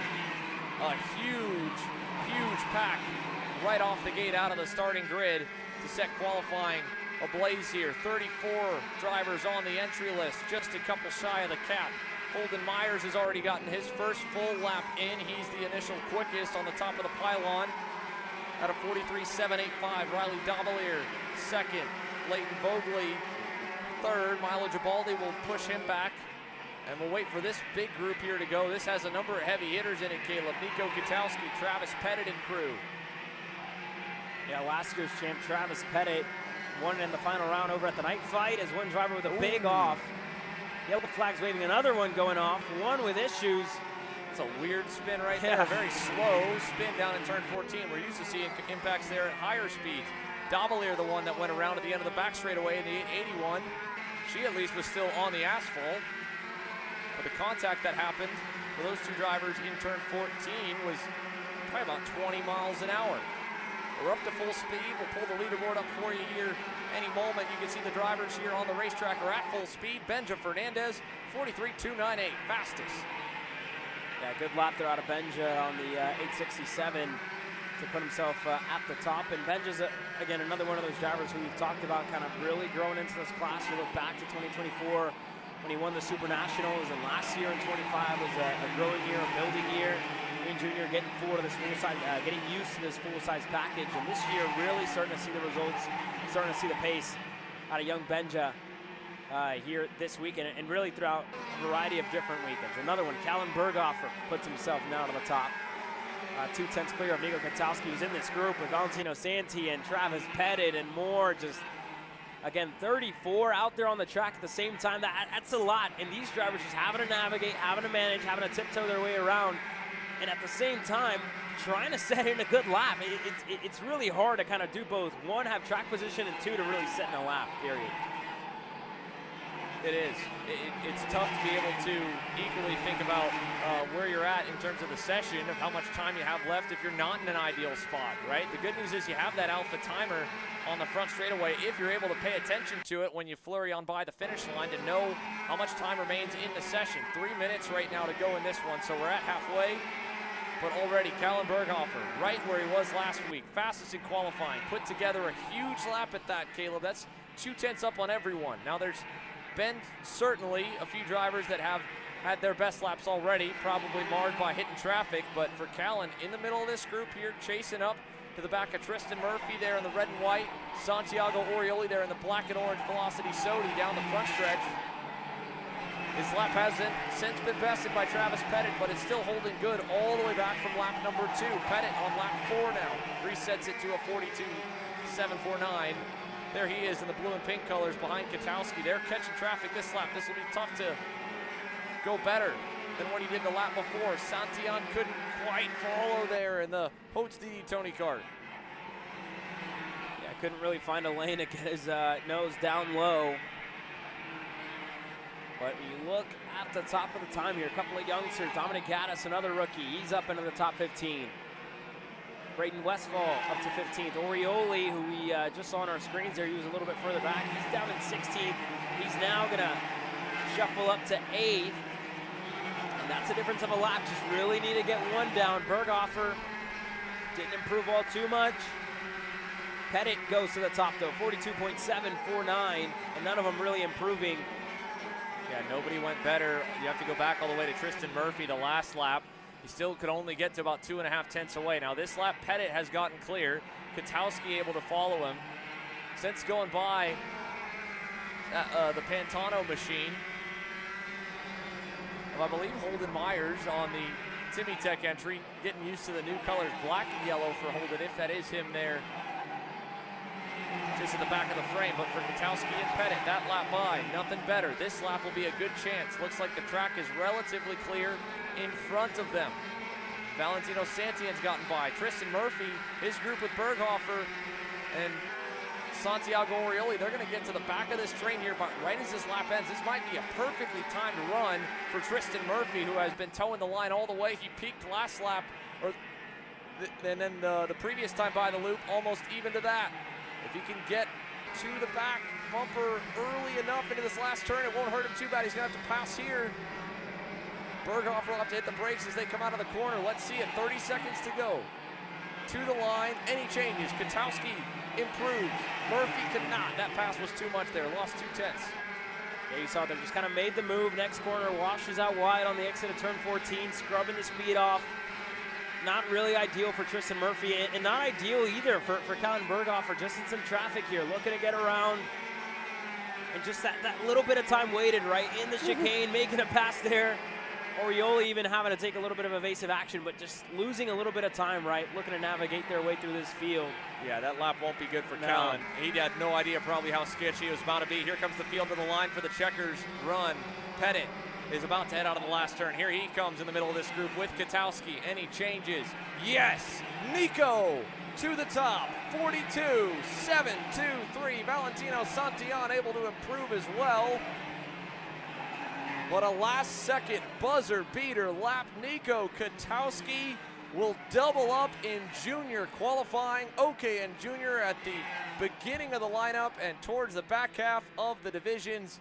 He'll take the pole, and KA as well. Travis Pettit, the reigning champ, will join him on the outside of row 1 now.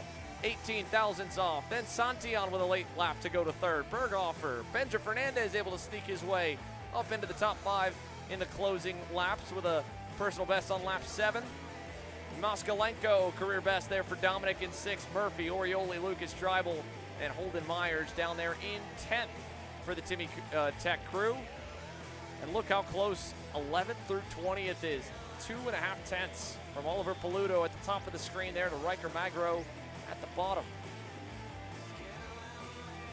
And the class continues on here. 34 deep for KA Junior. In fact, they're rolling fast as well. Swift Stars getting set to roll here as we make up for a little bit of lost time from the Micro Swift division, having a false start, if you will. But still, we're only just a minute off when they were slated to head out. Cameron, we'll head down to you. Nico, 2 for 2 in qualifying here in both junior categories, and you were able to do it going through a little bit of traffic. Kind of give the viewers an idea of just how hard it is to pop a purple lap while going through traffic. It's pretty hard because it depends where you pass, but you get a little bit of draft, but I think you lose in the end. But if I had a good toe, I think I could be ahead by a lot more. So. Well, still, you were able to put a great lap together. How does it feel to go 2 for 2 today in qualifying? It feels amazing because we've been working so hard with the whole team, so to get these results on Friday, it's pretty amazing. Well, congratulations, Nico. He'll be starting pole position in both of your junior categories this weekend. Thank you. Nico Katowski, as mentioned, will lead both of those junior divisions to green. Swift Stars, biggest class that'll be on track at one time all weekend here at a full grid of 40. Sold out, had a wait list coming into the event. This could be anyone's guess who tops the board here with just about 6 minutes on the clock to go. They've just got their first lap underway. Your leaders, at least the first one's out there. And then in the middle of the scrum, Dutch Westbrook, similar shades of last week, but it's in qualifying right now, Caleb. This is pucker factor time right here.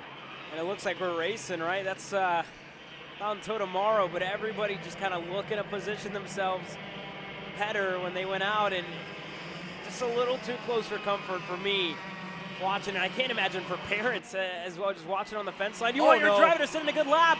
Westbrook's around. Stoffel took to the dirt as well. Brody Stoffel just flew off the racetrack there in the contact that collected himself in Dutch Westbrook. Look at him. He made it all the way over to turn number 3. He is trying to trudge his way through the grass. Thankfully, the Charlotte Motor Speedway groundskeeping crew has actually kept this place easy enough for him to go probably a good 400 feet in the dirt, do a little extra yard work for him. I tell you what, ultimately, I think that might end up benefiting Stoffel in the end. Putting yourself away from the mess, just waiting for everybody to go, pass you by, you're going to waste a lap wanting to scrub your tires, but I think it's almost better to be in no man's land with nobody around, just wanting to sit in a lap. And here's another look at it. Too wide, looking like they were making moves. Westbrook's around here on the front stretch, and Stoffel just all the way off into the chicane. Oh, wow. Dutch was up in the air on the side of one of the parallels. That was the 110 machine that he was stuck on top of, and there was just nowhere for Stoffel to go. Quick heads-up move for him to keep the cart running and just keep his foot in it basically through the grass. Goodness. No cut course penalty is going to hurt him in qualifying. He never even made it to the timing loop to start that lap. So essentially went back around again for an extra long lap. He'll have to clean those tires off, hopefully find himself a decent pack to run with.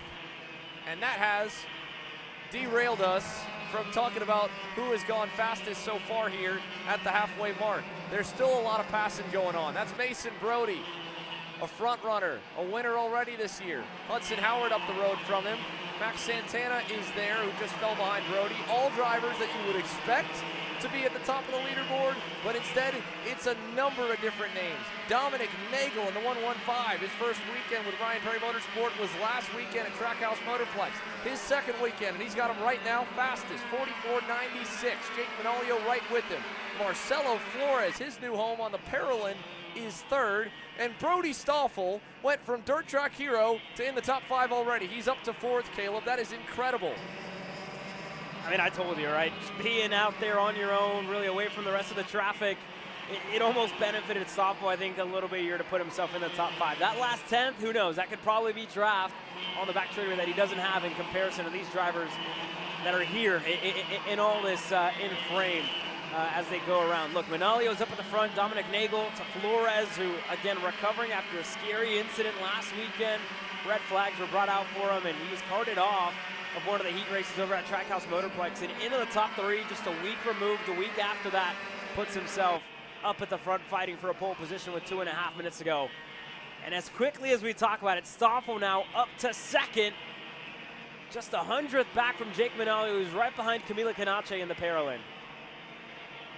How about Leonardo Tavares as well? Big lap again for the Velocity Sodi. No fluke that had him in the top 10 already. He just punched his way to 5th, and we got problems at the end of turn 14. One driver backwards, another one stuck right behind him, having to bounce up and over the curbing. the extended runoff here at turn 14, and looks like the 1-2-3 machine will not continue. That is Roman Gaetano. He was 32nd. He will do no better than that now. Here's your pole sitter provisionally right now with 2 minutes to go. Jake Manolio. He has passed probably on almost every single lap, I'd have to imagine. With a full grid of 40 karts, Swift Stars, there is hardly any clear piece of racetrack. If you go out in a pack and you figure, all right, I'll pass maybe 3 drivers, 4 drivers, I'm a little faster then I'll get to run my line and hit my rhythm. Well, that's just not the case here. You see the 107 of Tavares out of shape as he was getting past there.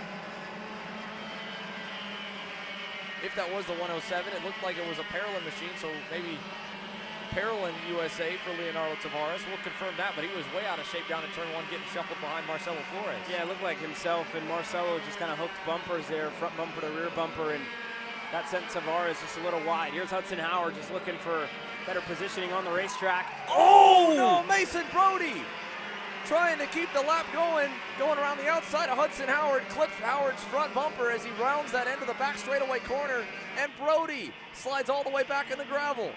His session done. He's still only down in only 9th at the moment, and he might slide back further because the rest of the field have started to clean themselves up. 30 seconds to go as we rumble by the finish line. I say that. There's still a pack of about 20 deep. Dutch Westbrook right here is in the thick of it, and he just went to 2nd. Man, Dutch Westbrook, look, facing the wrong way around on the front stretch.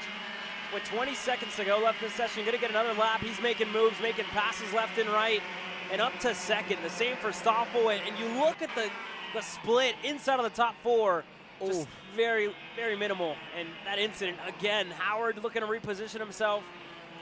And he just didn't wait enough, and I think he had checked back probably before he pulled over, but didn't think. He's just right on the apex, right? And Brody looking to, go through. Check at this here. In the middle of that group, dust getting kicked up as they come to put the session to a close. Chaos in Swift Stars. Can Westbrook find another bit of speed? He cannot. Manolio did to improve the gap. Yusuf Adi late lap across the line to go to 4th. Hudson Howard able to put a lap that put him in the top 10. I don't know. I think that might have come after the contact. And indeed it did. It was the last lap for Hudson Howard. And Brody Stoffel again improves by himself. Just went to 2nd at the last one to cross the line. Dirt track hero, make it front row hero. Brody Stoffel joins his teammate Jake Manolio at the pointy end of the grid here, folks, as we bring qualifying to a close here for Swift Stars. Dutch Westbrook, Yusuf Adi, Dominic Nagel, Aiden Go, Hudson Howard, Marcelo Flores, Leonardo Tavares, and Samuel Chavarri. The top 10 as the field flurries on by here. A whole lot to unpack from that session of Swift Stars. More sessions still to roll, though, specifically 2. They were the biggest class on track, as mentioned. They're not the biggest on the entry list. That's the boys and girls coming up next here, folks. KA Stars when we return from Charlotte Motor Speedway, America's home for racing.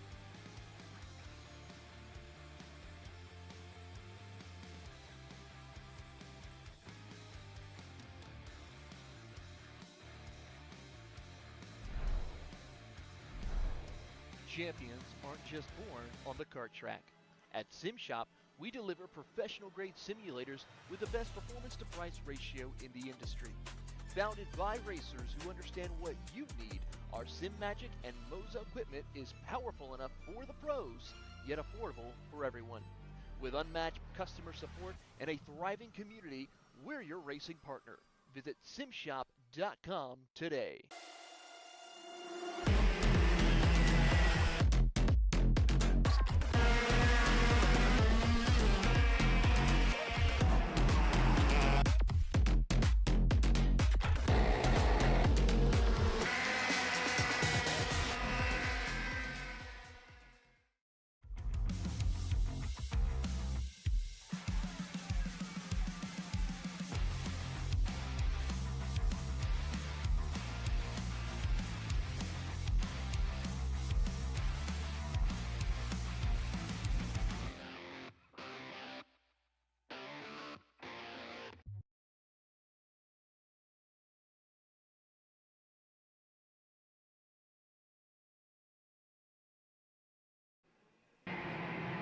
KA Stars onto the racetrack now, split in half. 2 groups for KA Stars action here from Charlotte Motor Speedway. As the field works its way through the opening couple of chicanes now. And again, this is split off of randomization, I believe, for this one. Again, no different than the rest of the classes. Happy hour, not splitting them in 2 groups, but it is randomized. So you'll see some heavy hitters on the racetrack in both groups. It'll all be combined together in the final tally of where they'll start for the heat races. And they'll stay in that formation for heat 1 and for heat 2. So depending on how you end up in this session, you may not see some of the rest of the field until the A pre-final or the B pre-final rolls around. In some cases, you may not see everyone that you'll be competing against up until the main event on Sunday. But the first lap underway now here as we get past the 1 minute mark into the first of the 2 groups. Yeah, drivers already looking to put down some times here. And again, only half of this field out there on the racetrack. Quick little look back to last year in 2025 in the KA Stars class, and it was Oliver Hodgson with the championship at the end of it all. That was the end of his tenure with Kart. Now this year with the factory kart operation going on for him, and we'll see if he's slated to return this year. Was on the entry list. We did see him on our timing pylon there, along with Henry Wheeler, another one who didn't put down a time in practice for. Looks like they'll be in that second grouping, Group A, if you will. That'll be coming up in a couple of moments here. But this field, a little different. A couple of different drivers up at the front. Ian Quinn, the 979, is currently fastest. And this is the first time that we're seeing him really in single speed competition in quite some time. We're used to seeing him in the Pro Stars category here at the Stars Championship Series, and Quinn puts himself to the top with Henry Wheeler, newly announced Porsche Carrera Cup driver over in Europe. Yeah, he's got a busy lineup ahead here. We heard at the end of last year, and a couple of times we talked with Henry, he wasn't sure how much U.S. karting he was going to be able to do. He's been able to do a lot so far this year. So a globe-trotting schedule on tap for the 969. And for he and his teammate here in Ian Quinn, both of them tracking pretty nicely on the pylon early in the session. But again, keep that in mind, it's early. There's Wheeler across the backstretch with teammate in Quinn. Sam Mavrutsky runs behind him there in the 924. Yeah, Quinn in that Queen Racing liveried machine. Henry Wheeler, I believe, out of a trailer this weekend with his own graphics on the kart. And for Mavrutsky, just a regular plain old EOS livery for him. So with Aiken Racing, that being said, these three are going to be the ones to watch here in this KA senior class. Wheeler just went up to the top, Quinn to second, Mavrutsky down to third. And they all improved. You can just see Wheeler was able to improve just that little bit more to put himself at the top. Matt Landers is the best of the rest at the moment, about a 10th and a half away. Then it's Connor Corsi, followed by Ryan Stanton. Check that, Levi Getz has moved up here. So first group setting the time right now, 42.838. There's a look down on the grid. Welcome back to the scene, Hayden Jones in a new home for 2026, or at least for the weekend. We'll see where it goes from there with Brandon Jarsikrak racing. And an LN kart livery for the 911. Former perennial front runner here at Charlotte Motor Speedway. Former multi-time 125 Pro race winner. 2 minutes, 45 seconds to go. Wheeler, 1/1000 better than Quinn. They're both catching traffic this lap. That is the 989 Kart Republic. They're running up to the back. Ooh, that's Zacusillo. Alex Zacusillo there in 17th. They're both able to get past him. Mavrutsky will be the next up.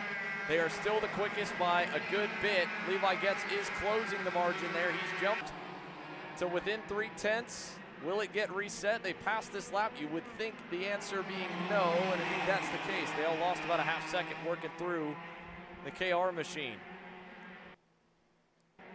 And further back as well, an update on the rest of your top 10. A couple other BJR machines moved up. Meyer Lewis, Cash Savage, 8th and 9th. Quentin and Jelly rounds it off on the Rocket Racing Company LN kart. Ryan Stanton and the MDR Mike Doty Racing livery. but 3 that seem to be a cut above the rest right now here in group number 1. There's a look at Levi Getz working his way through turns 3 and 4. This could be a really good lap, actually, Caleb. He's in a great position. They're not battling too much. He's going to get a mega toe down the back straightaway. Close into the back of one of the Kartworks machines. I believe that's Nick Mercer. This in front of him won't help things, though, as they go side by side. That'll back the whole pack up to him. Let's see if he gets tripped up by it or if this will be another improvement for the 922 running through the S's. Yeah, and I was going to point it out just a little bit earlier. Henry Wheeler, when he was closing in some traffic himself, he was closing in rapidly, but he didn't really get held up. It was the next lap, that lap out of Levi Getz, that he improved. He didn't. No, it was too much. It all slowed down. He had to obviously pull alongside Nick Mercer down the front stretch. It makes you think that he was a little better through turn 14, and maybe he had to back off a little. There's more to come still. Again, the other half of the K Stars field on the grid watching, hoping for the track evolution to continue to allow them to punch better. Mauricio Hernandez with the MPG Motorsports crew, a Kart Republic for Mal. Full-time in Costa Rica for Mauricio, and here in the States is a walk-up last second entry. 30 seconds to go. Couple have pulled in, you saw there. About half the field still running though to try and improve a little more. With no movement, realistically in the top 10 beyond Alex Sacusillo. He was able to jump up 10 spots, was 17th when he got past and shuffled into that group where the really fast guys were. He's now been able to put a good lap that'll put him 7th in group. And again, we talk about how close it is in the middle. 3/10 off for Levi Getz. 6/10 off to put him all the way back with Maggie Webster and Carmelo Cueto in 13th and 14th. And a number of them are coming in. Matt Landers is in, along with look to be another one of the prodigy drivers headed to the pit lane. Checkers out, last lap, any changes, anything more? No. You have to go all the way back down to Jace Webb, Caleb, who improved back on lap number 8. Meyer Lewis improved on that last lap. You're right. Again, that was really the only one, and like you said, Ethan Gonzalez improved on the final lap, and he's down in 19th. It's kind of the trend, right? You look at the final couple laps, you saw the likes of Avrutsky came in early, Ian Quinn came in early, Henry Wheeler, the same for him. Kind of more of the same. Lap 3 for Quinn, Avrutsky, and Wheeler was the fastest they were able to set. Lap 3, lap 4 are the money laps here, and that's something to note. If you're Colin Lloyd getting ready to work his or work your way out on the racetrack on the Velocity Racing Sodi, it's been a while since we've seen him in K Senior. We saw him last weekend, I should say, and a little bit of up and down to start the year, but a return this weekend, focus on one, and the same for Alan Isambard when he was on that Sodi machine, and the wins that he was able to take with that package here, I think was really when he was able to make some noise and prove a lot of people wrong. Was here. We called him, I believe, Mr. April. It was then whenever we were here in Charlotte, but last year, yeah, it was a nobody's story outpunched that of the 2-plate last year, Caleb. Jared Clark, the emotions were overwhelming for this young man when he was finally able to break through and get a national race victory at this event 1 year later. And he's got a single-digit number plate on that machine, trying to get his first career national championship. Entering with a nice wave of momentum. And in the second group, where you would think the track might be a little more evolved, the benchmark to beat, to be fastest overall, Henry Wheeler, 42.838. And we caught a lot of glimpses there of the drivers on the fence line probably having a bit of nerves before the session. Imagine the nerves right now for Henry Wheeler and Ian Quinn, and especially those that are really close together, like Levi Getz and Matt Landers. 3/10 off, 4th and 5th. Where will they slot in the overall standings when qualifying gets concluded for this class? On track now, the other half of the K Stars division, Group A. And Isambard muscling his way through, caused a heck of a bottleneck right there here on the outlap. Yeah, those curbs not forgiving there on the exit of turn number 10 into 11 and 12. That chicane, if you really find yourself going to those curbs side by side, you're going to get popped up in the air and probably wash it into the side of somebody else. But that being said, you're going to have to get on it early, and it's going to be fast, right? All this session, we're going to find out if anybody's able to go quicker than Henry Wheeler fast. Adam Brickley led this field, Jared Clark. Mason Walters, it's been a while since we've seen Walters race out here, and I think you got to look back to maybe 2 years ago, the last time we saw Walters race here in the senior division. We're getting word as well. One big name returning, former race winner in Weston Workman, stuck on the grid right now with some issues. Debut weekend for Weston on the Pantano chassis for his longtime karting team, Timmy Tech. The Toyota Racing Development driver, a busy car racing schedule, was actually back up at VIR just middle of this week. Last week, watching all the KA100 seniors take to his home racetrack at Trackhouse Motorplex, and now getting back behind the wheel, but it has been a rocky start. We'll see if he's able to get off the grid, get a lap in. Equally, Henry Wheeler watching from the scale lines, hoping that lap will hold. It's already been beaten.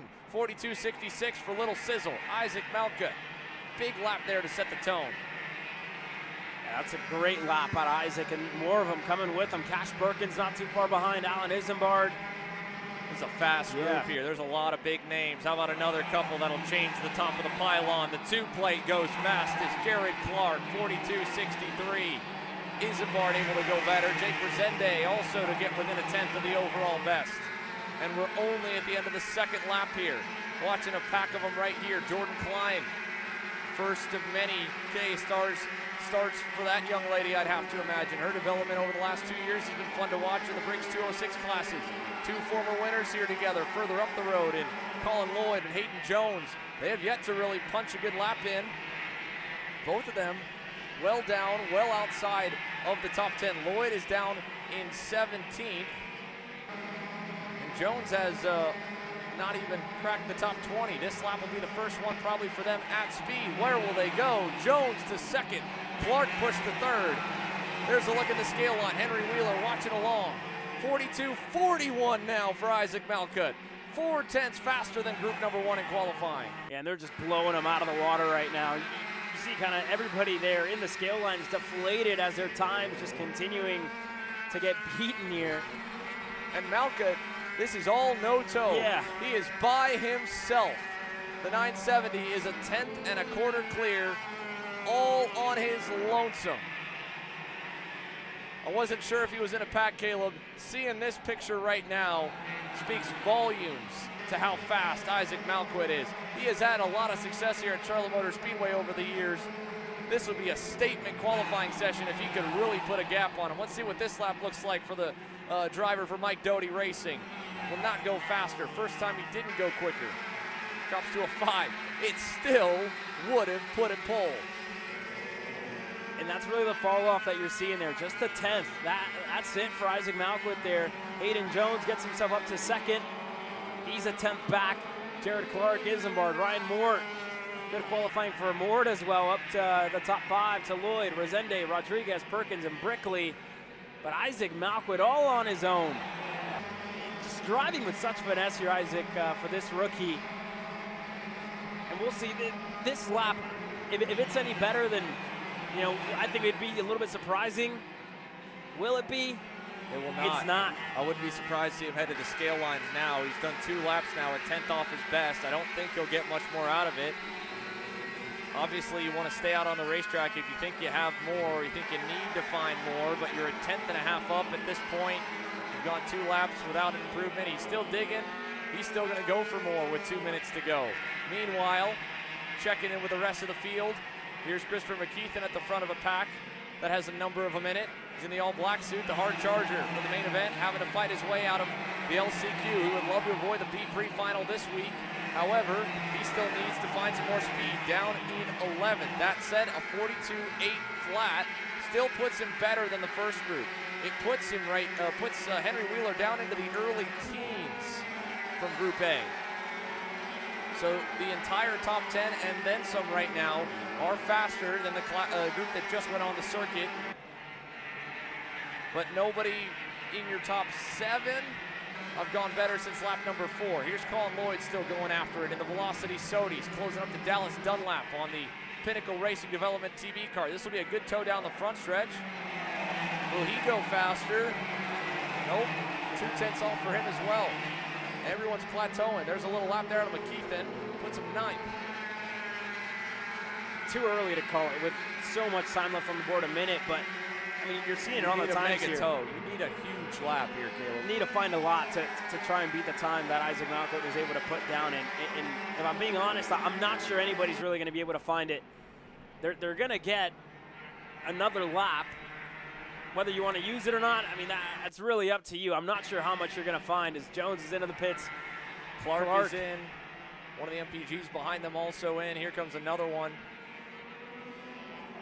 That's Morton there behind them in the 912. He's happy with his. So that's 5th, 3rd, and 2nd in the pit lane. You saw there Adam Brickley on the best card make a pass at the beginning or coming to this lap. Edgar Rodriguez now behind him, also making a move. On the 952 with Jake Resende.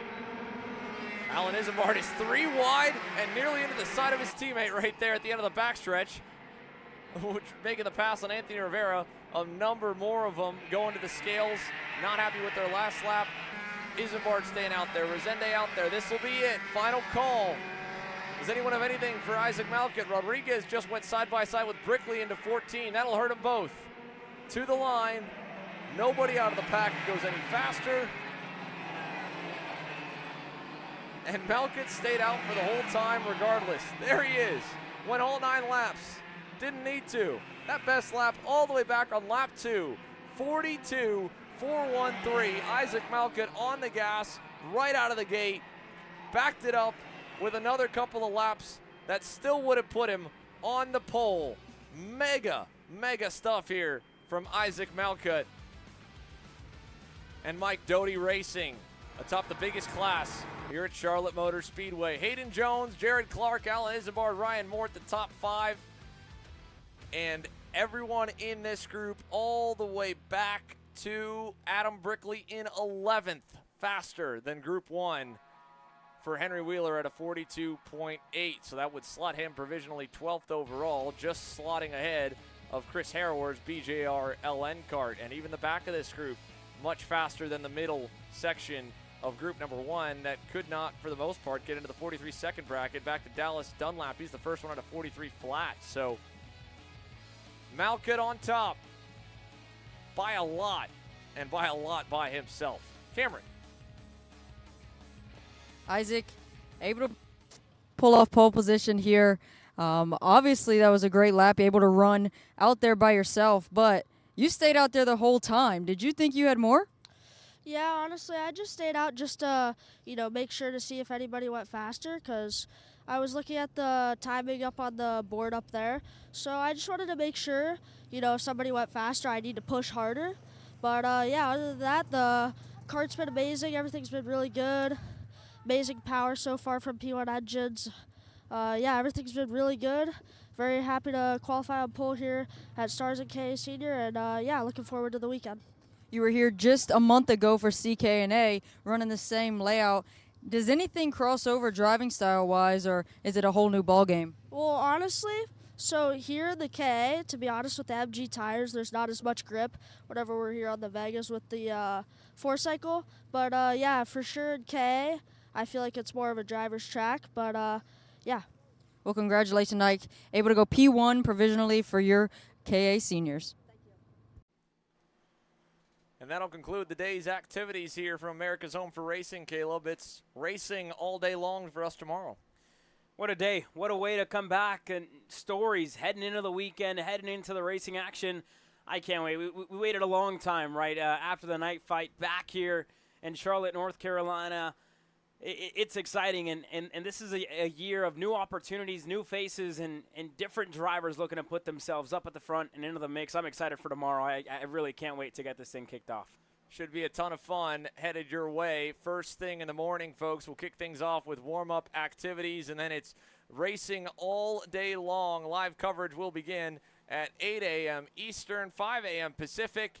And then again, we've got probably 16 hours worth of racing coming your way here with a doubleheader for us from Kart Chaser. So we hope you all are enjoying all the action from today as we get to relive it now and look back through it all. For the moment, it does close out all of our coverage from Friday. We'll enjoy the beautiful evening weather here from Charlotte Motor Speedway. For Caleb Vieska, Cameron Reed, our hard-working production team, the Stars crew, and everyone here at America's Home for Racing that work and make things possible for us to enjoy this phenomenal facility in Concord, North Carolina. We thank you for watching. We'll see you tomorrow and be back with day 2 of opening weekend for the Stars Championship Series.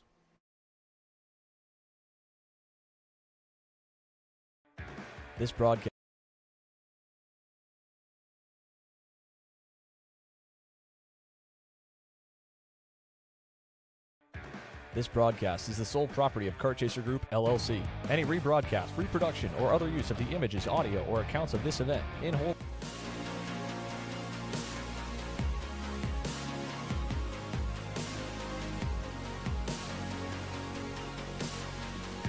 This broadcast is the sole property of Kart Chaser Group, LLC. Any rebroadcast, reproduction, or other use of the images, audio, or accounts of this event, in whole or in part, without the express written consent of Kart Chaser Group, LLC is strictly prohibited. Thanks for watching.